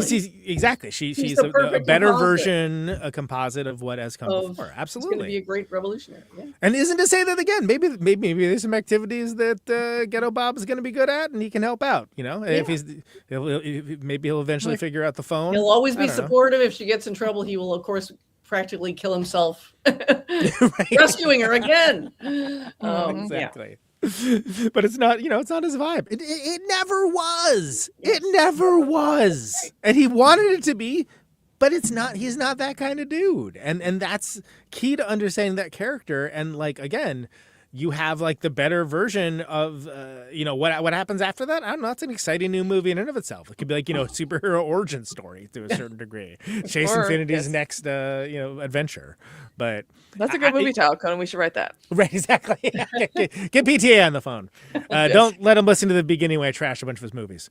By the way, the last thing that I wanted to say. So that James Ratterman guy that was Homeland Security was previously in a Emmy nominated. I guess it was nominated for 6 Emmys. Documentary series called The Trade that followed him around while he was working for Homeland Security before he was a private security officer. So I guess PTA had actually seen this documentary series, The Trade, and had gone like, "Oh, I'm gonna reach out to this guy because this is a person who I don't know what the fuck it has to do for you to win or get nominated for that many Emmys to be like a Homeland Security." He specialized like human trafficking kind of stuff. Well, and he's great in this, and he's great, as is the rest of the ensemble. Like, I actually love that this year we not only have this new Oscar category for best casting, right? But we have multiple contenders who are like, this and Sinners both are just like, oh my God, yes, it's like a family affair, right? This would be less of a movie if you didn't have like all of these. If you didn't have all these people doing the things that they do, and he's one of them, which is to say him and his cop eyes both, somehow more terrifying than all of the mediocre white men in positions of power that are also in this movie. I love the Ratterman's line. It was really fun. The fellow cast members were extremely nice. Leonardo DiCaprio, Sean Penn, Benicio del Toro, Regina Hall, Teyana Taylor, Chase Infiniti, the director. They're incredibly nice people to work with, and they supported me the entire time I was there. You fucking psychopath. Yeah. All right. So as mentioned, some people do have problems with any of this movie. A lot of people have opinions. Of course, a good place for that is Letterboxd, which is a social media site for film lovers who talk with and to each other about the movies they love, maybe the movies that they didn't love, maybe the movies that just made them think Ocean Waves, Bob. And of course, it's a bottom-up democracy. Everyone gets to have their say, not just the Siskel's and Eberts of the world. Everyone gets to chime and opine about the movies. This is best expressed succinctly. For the purposes of this bit, we're weekly. They are collected by yours truly to be presented on screen for Forrest and the panel to react to. That's what this bit is. These are the Letterboxd one-liners for one battle after another. Let's go.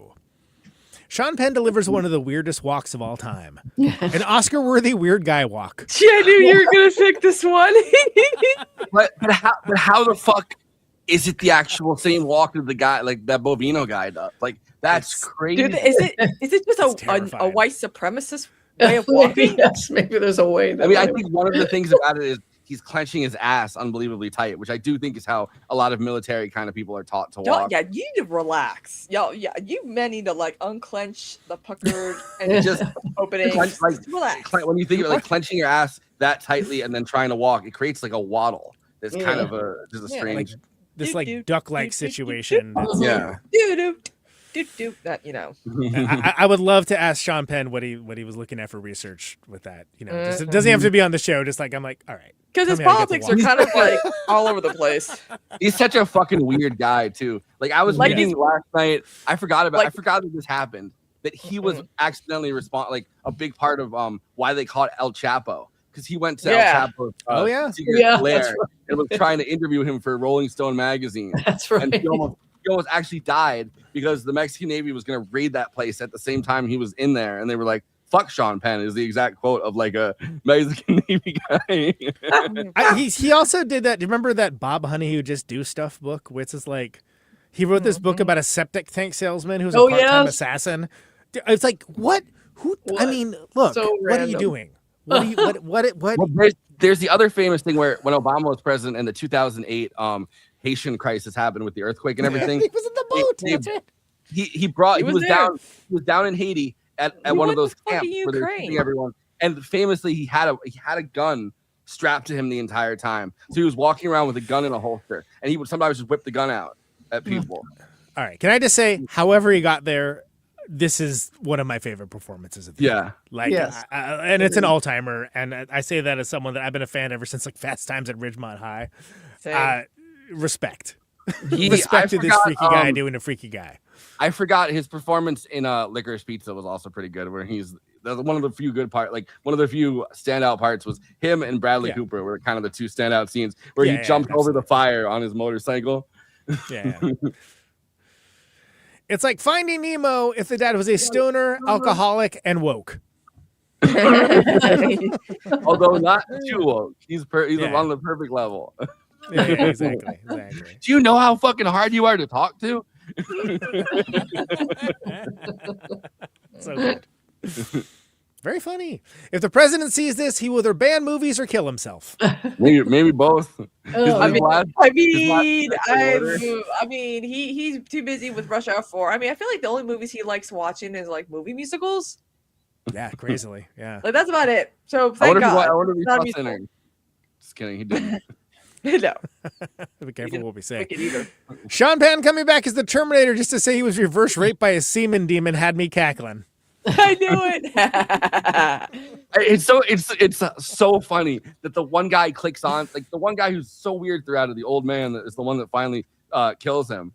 Is also the one that's like a semen demon, and it's like, how do you know that? He's like, sir, why did you just have that ready? Yeah, I believe that she was a sperm thief. Yeah, semen demon. Everybody knows about semen demons. Yeah, exactly. The thing we all know about and talk about. All this because Sean Penn couldn't make that pussy pop. This pussy don't pop for you has to be one of the great breakup lines. Yeah, it's good. It's God tier stuff. I love it. Finally, a movie that normalizes getting high as fuck and watching the Battle of Algiers. Hell yeah. Really spoke to a lot of us, that did. Representation at last.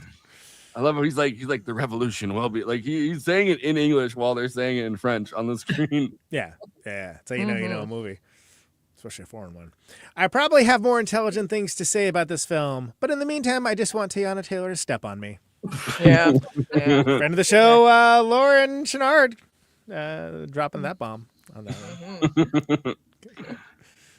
I mean, not wrong. The only movie my dad did nod off during in a dozen years. Wow. Yeah, this is like a movie that my dad would watch probably, because he also ended up being kind of Steely a Dan drop. Who would throw Steely Dan on in the middle of a movie except somebody's dad? Yeah. It's respect. That's Extreme Elvis, by the way, Matt Cornell. So Sean Penn was really doing all that for an office in a white supremacist WeWork? Yeah, really? The view is pretty nice. It did have a view, I guess. White supremacist WeWork? Yeah. we didn't mention the thing when he says when they says you're accepted into the Christmas Adventurers. The first line he says is, "Oh, mommy." Yeah.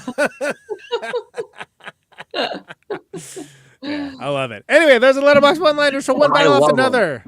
You love movies? I love them. Please follow the show at our Letterboxd HQ account at Movie Night Extra, where we have all the episodes of the great movies that we cover on this very show.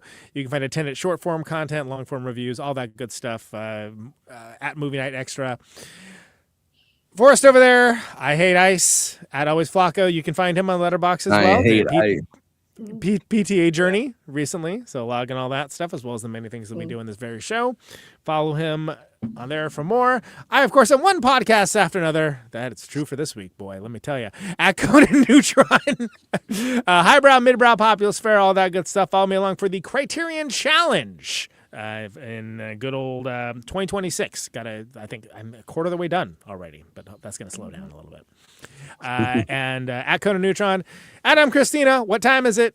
It's time to follow her on Letterboxd at Kristina, the popular Letterboxd format. Eileen Jones is far too busy to have a Letterboxd account, so let's hit it with the plugs. Yeah, you don't have to apologize. That's okay. Let's hit it with the plugs. If you're watching us on YouTube, please like and subscribe, and then hit the bell to get notified whenever we're streaming. And we'd humbly request that you watch the video to the end, because it helps us with the algorithm and helps more film fans to discover the show.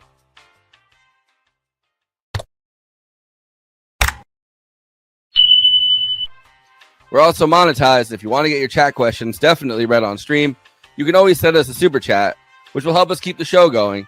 Every cent helps. If you're watching on Twitch, you can gift us a free sub on Amazon Prime with your Prime membership, but getting subs on Twitch is always appreciated, and it helps to follow us on there as well. We also have an audio feed, which is available wherever you download podcasts, if you prefer to listen to podcasts rather than watch the stream. That's updated usually the same day we stream, but watching on YouTube and Twitch is the best way to get the show first, live as it happens.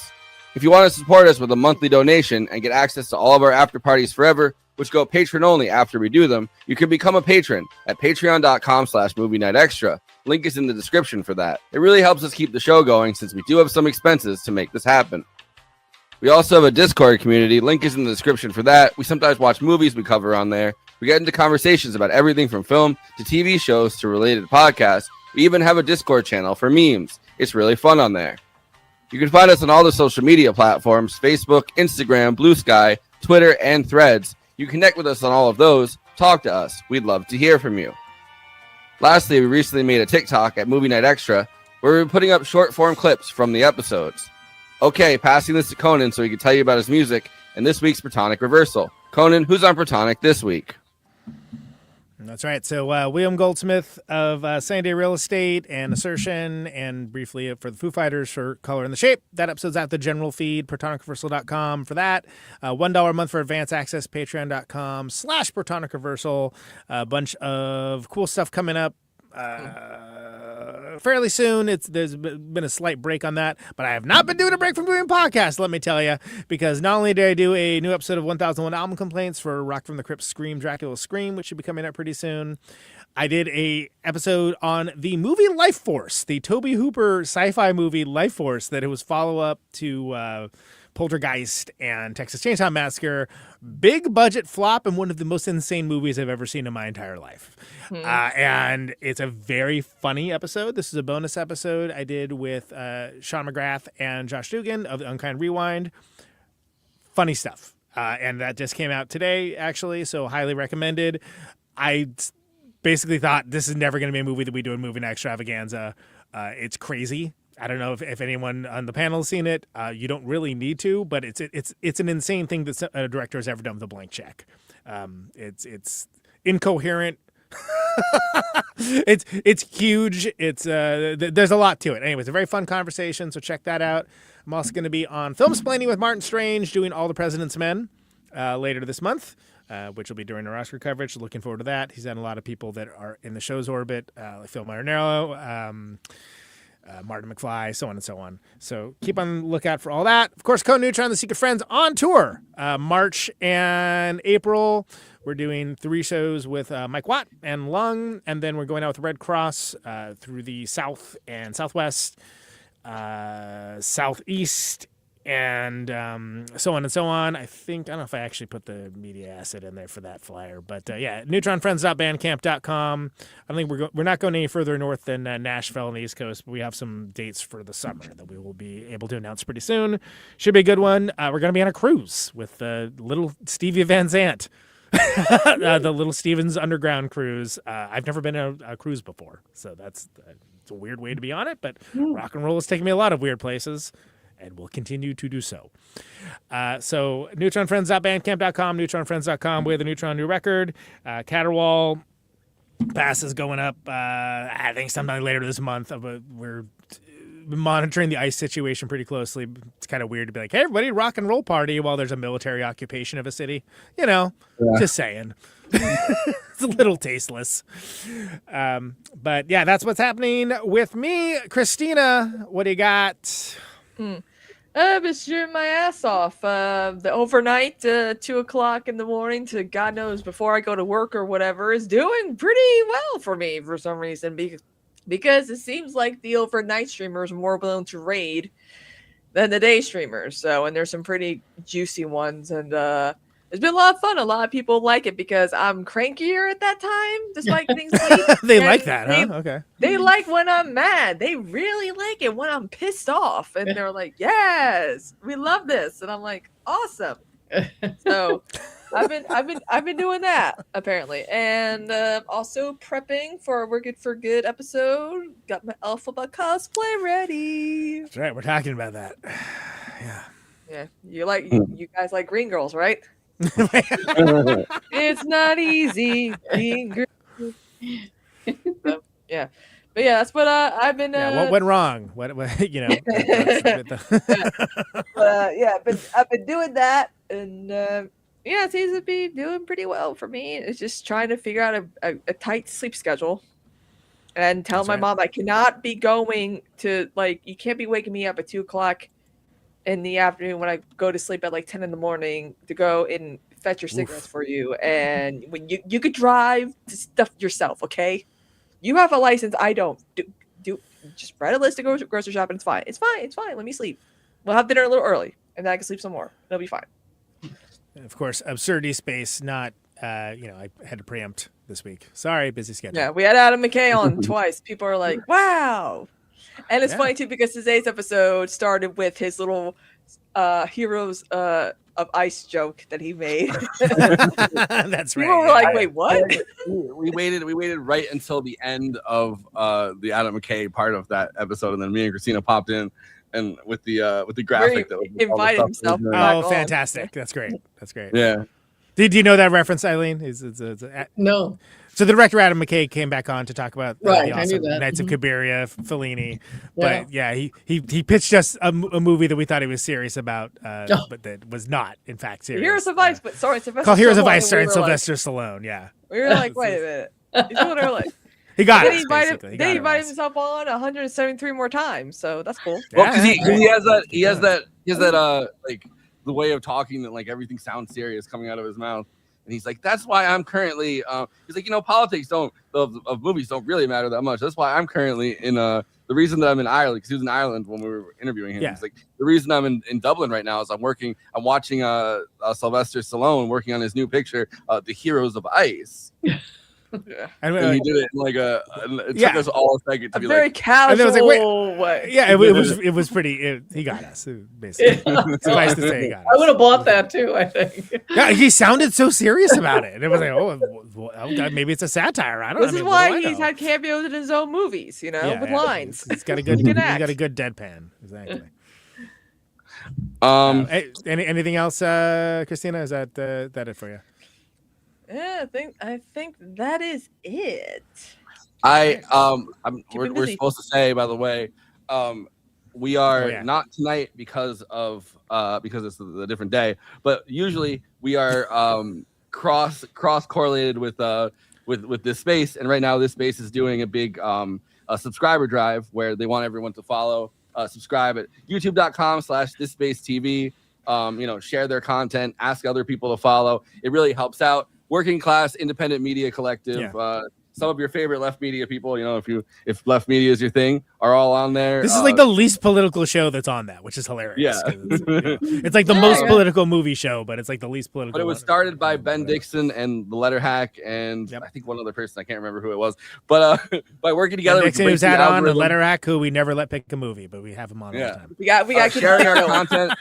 Sharing our content supports individual creators in as much as it supports the entire project. By working together, we can break through the algorithm while we continue to speak truth to power and provide quality media at the same time. So subscribe, youtube.com/thisspacetv. There you go. Yeah, turn that into a short, Letter Hack. Eileen, what do you got for plugs? Actually, I'm going to be away for a while. I'm a panel member for Berlin, the Berlin Critics Week. It's a week-long event series that actually runs concurrently with the Berlinale, the Berlin Film Festival. Wow. And every night we showcase, I think it's virtually every night is going to be featuring a short. They're very wild, unique. We spent weeks and weeks, a couple of months watching 9 million films, mostly art films. For me, this was a lot of pain, an intense amount of pain. a lot of misery porn. I love films of all kinds, but I'm a little uncomfortable with ultra reverence for art films. Luckily, they said, yes, that's why we want you here. We also want some genre films. We want things that you don't usually see at film festivals. So we really, broke our brains over this selection process. Are you going?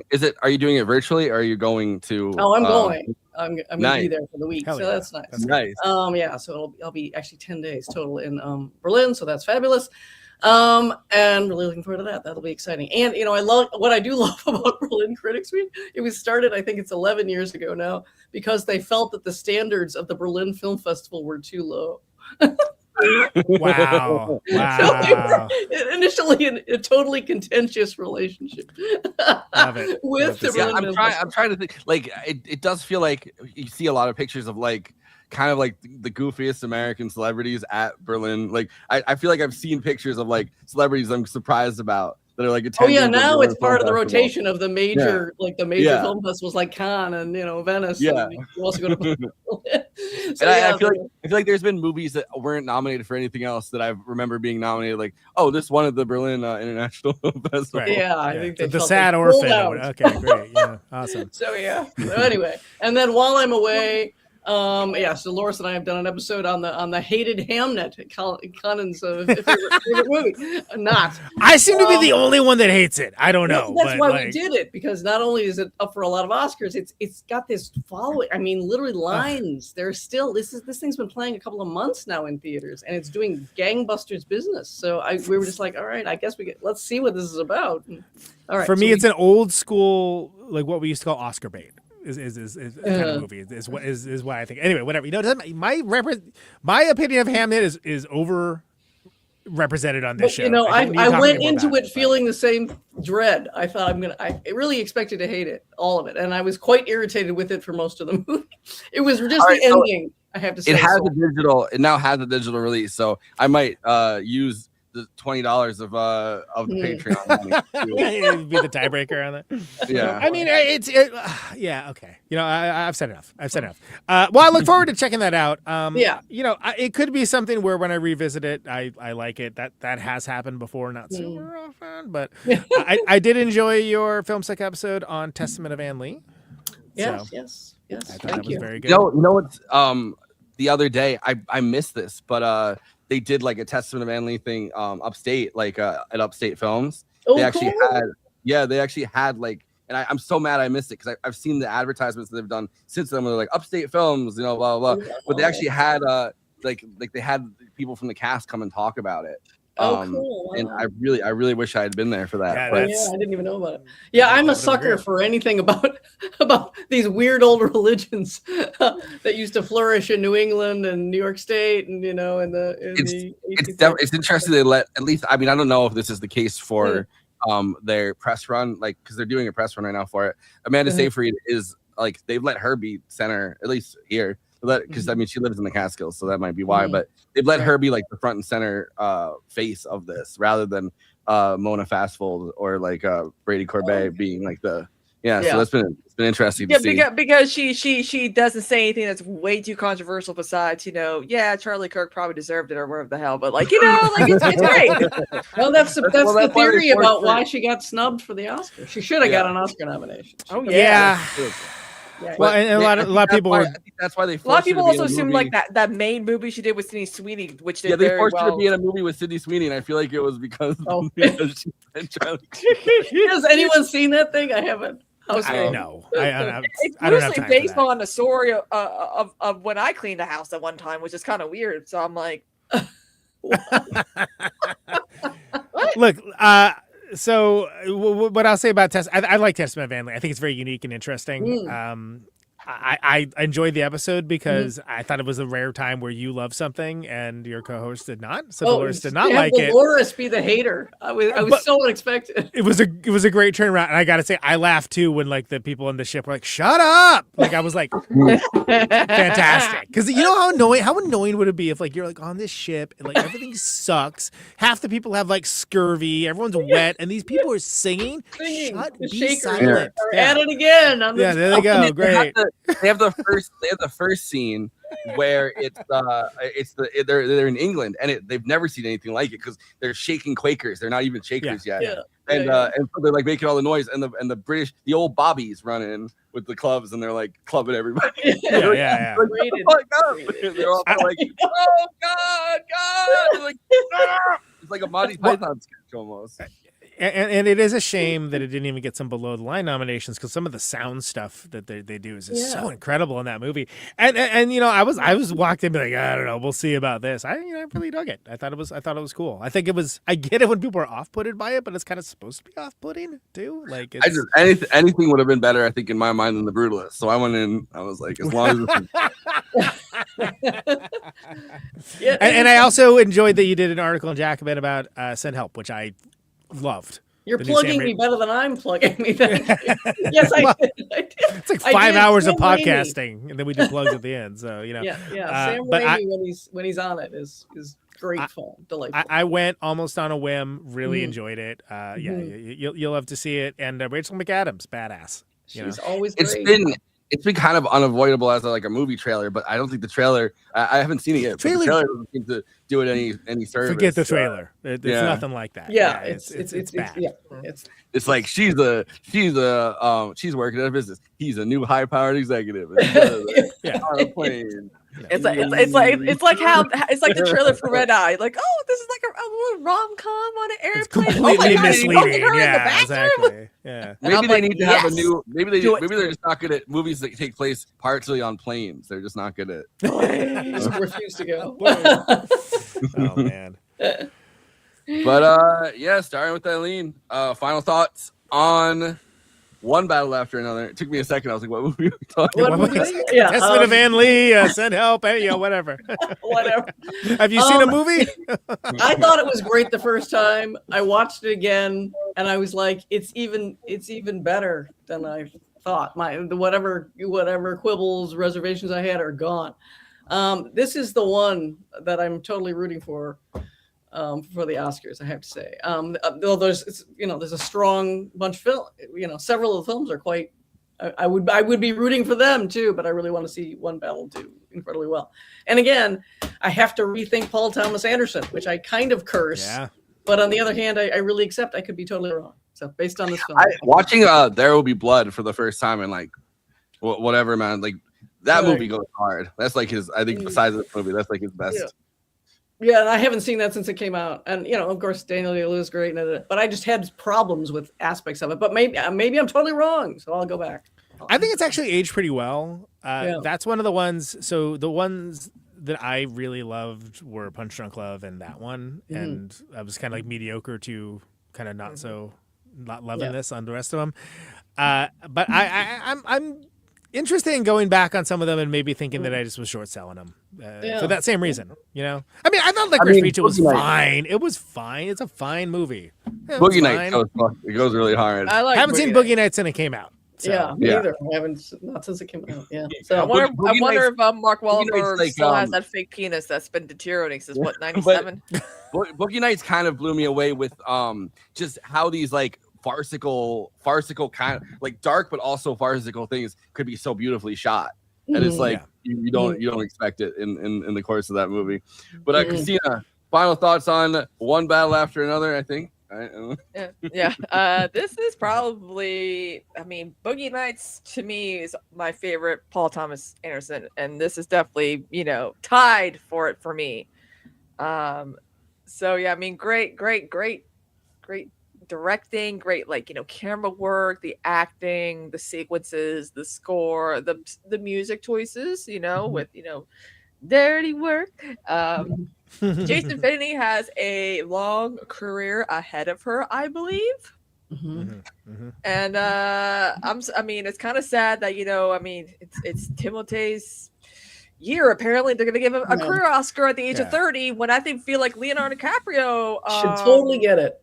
Yeah, it's either to me him or Michael B. Jordan at least. I mean, every 10 years since 2016, people, you gotta give Leo an Oscar once every 10 years. Come on now, let's do it.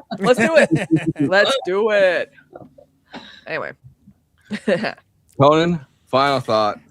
Yeah, look, this is some absolutely thrilling, incredible filmmaking. I think this is the one to beat for Best Picture. I think it's the most likely scenarios that's going to win Best Picture. It's the perfect movie for the moment.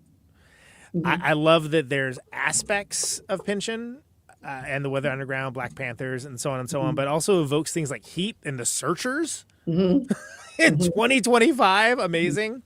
And it's, you know, it's a 2000s leftist insurgent guerrilla warfare style activism movie. I'm going to be mad at this, you know? And there's, I mentioned so many of the locations, you know, Humboldt County, the rolling hills in the desert. It's the cinematography, the framing of the scene in VistaVision was badass. But even if you can't see it in that, it holds your attention the entire time, and is honestly really, really engaging. And this is a long movie, and we all know what I think about long movies. No.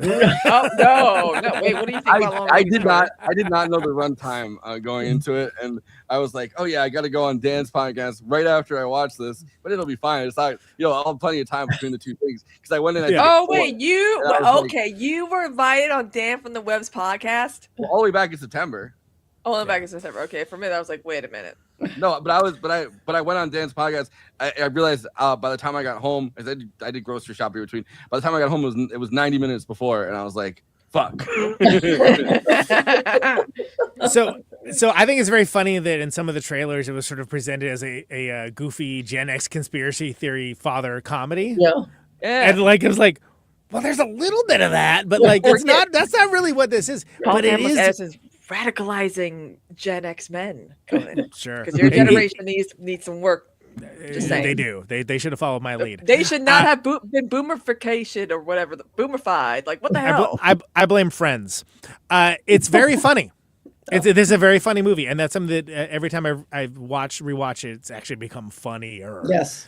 And I am, as stated many times, not a Paul Thomas Anderson super fan, although I've generally liked most of his movies. This is tied as one of my favorites. Probably the other one would be There Will Be Blood, and it's. I think it's actually a modern classic. People say that all the time. And last thing I'll say is that all the performances are top shelf, and DiCaprio had a career highlight, as mentioned. Del Toro, amazing. Chase Infiniti, relative newcomer to the movies. Specific shout out. Holy moly, though, Sean Penn, character straight out of Doctor Strangelove, one of the all-time freaky fucks. You know, I mean, respect and however he got there, I don't know, but I think this is an incredible ensemble. Everybody's working so well together and made something really special and cool. And it seems if Hamnet wins, I'm gonna freaking jump off a cliff. But other than that, I think One Battle After Another is gonna do very well this year, and it's deserved. It's deserved. I loved it. It's great. I've seen it 3 times now. 3 times. You guys notice though they give Leonardo DiCaprio I don't know, in stages or whatever, he's either the most evil person you've ever seen, like Killers of the Flower Moon. They give him shark teeth, and he's so fucking deeply evil. And then they give him this movie, and he's the hero of the movie. And then, or they give him Django Unchained. He's the most evil slave owner of all time. And then they give him like a Don't Look Up, where he's like a nice guy again. Like, or he's a romantic lead like Jack Dawson in Titanic. Yeah, he's never like it's never like, oh, or here's he's Leonardo Howard DiCaprio Hughes. here for. I guess it's because they have to pay him 15. They have to pay him He 15 hardly million. pays like a normal role. I feel like Titanic was his most normal role. Yeah, they have to pay him 15 million just for showing up, I guess. So that's probably why. That and Critters 3. Remember his film debut was Critters 3. You know what's also funny? I'm an OG Leo fan. Okay. I wonder if this is how it happened that Paul Thomas Anderson got him for this. His dad's acting debut was in Licorice Pizza. Oh. His dad's the guy that owns the waterbed store. Leo's dad? Leo's dad. Well, I read that Leo's dad looks like fucking Martin Scorsese and Robert De Niro tied to one. I mean, I've seen his parents, and I'm like, when he was younger, now he looks like he would be Trump's doctor. Yeah. Well, supposedly Leonardo DiCaprio was offered Boogie Nights and turned it down, and always to do Titanic, I think. Yeah. Well, that worked out fine for him. Yeah. Yeah, goddamn. I mean, you can't. But you can't. Wait. Well, last thing before, you can't tell me this guy would not be Trump's doctor. Hold on. You can pull it up. To me, yeah. Wait. Ooh, God, Leo. I mean, he looks more like his mom. I mean, I've seen photos of his mom. She's blonde hair, blue eyed. Yeah. All right. Well, so here's real quick. Here's the schedule. Forrest, you and I are going to be doing our Oscar picks for in the after party, right? And then here's the schedule for the rest of the month. We got Wicked for Good, Marty Supreme, Blue Moon, Begonia, Secret Agent. Stay tuned, Movie Night Extravaganza. We'll break it all down for you. Hopefully, you'll be able to see some of these movies as Gen Pop people. You know, we'll see. But yeah, we're gonna be doing Forrest and I will be doing our Oscar picks in the after party as per. Otherwise, you're gonna start sharpening the soap or whatever, because if you want to see these movies, it's a hard. The showers are a hard place to watch a movie these days. I have a specific 2x4 on my shoulder about any movie that's in contention for the year before that regular humans can't see. Like it bothers me. It bothers me a lot, actually. But it's like, or they put it out right before. They're like, "See, we got it right on the date." Made the deadline. Okay. But yeah, so see you guys over there on the after party. Eileen, thanks so much for coming on to talk about fabulous. One battle after another. And happy Oscars season to all of us.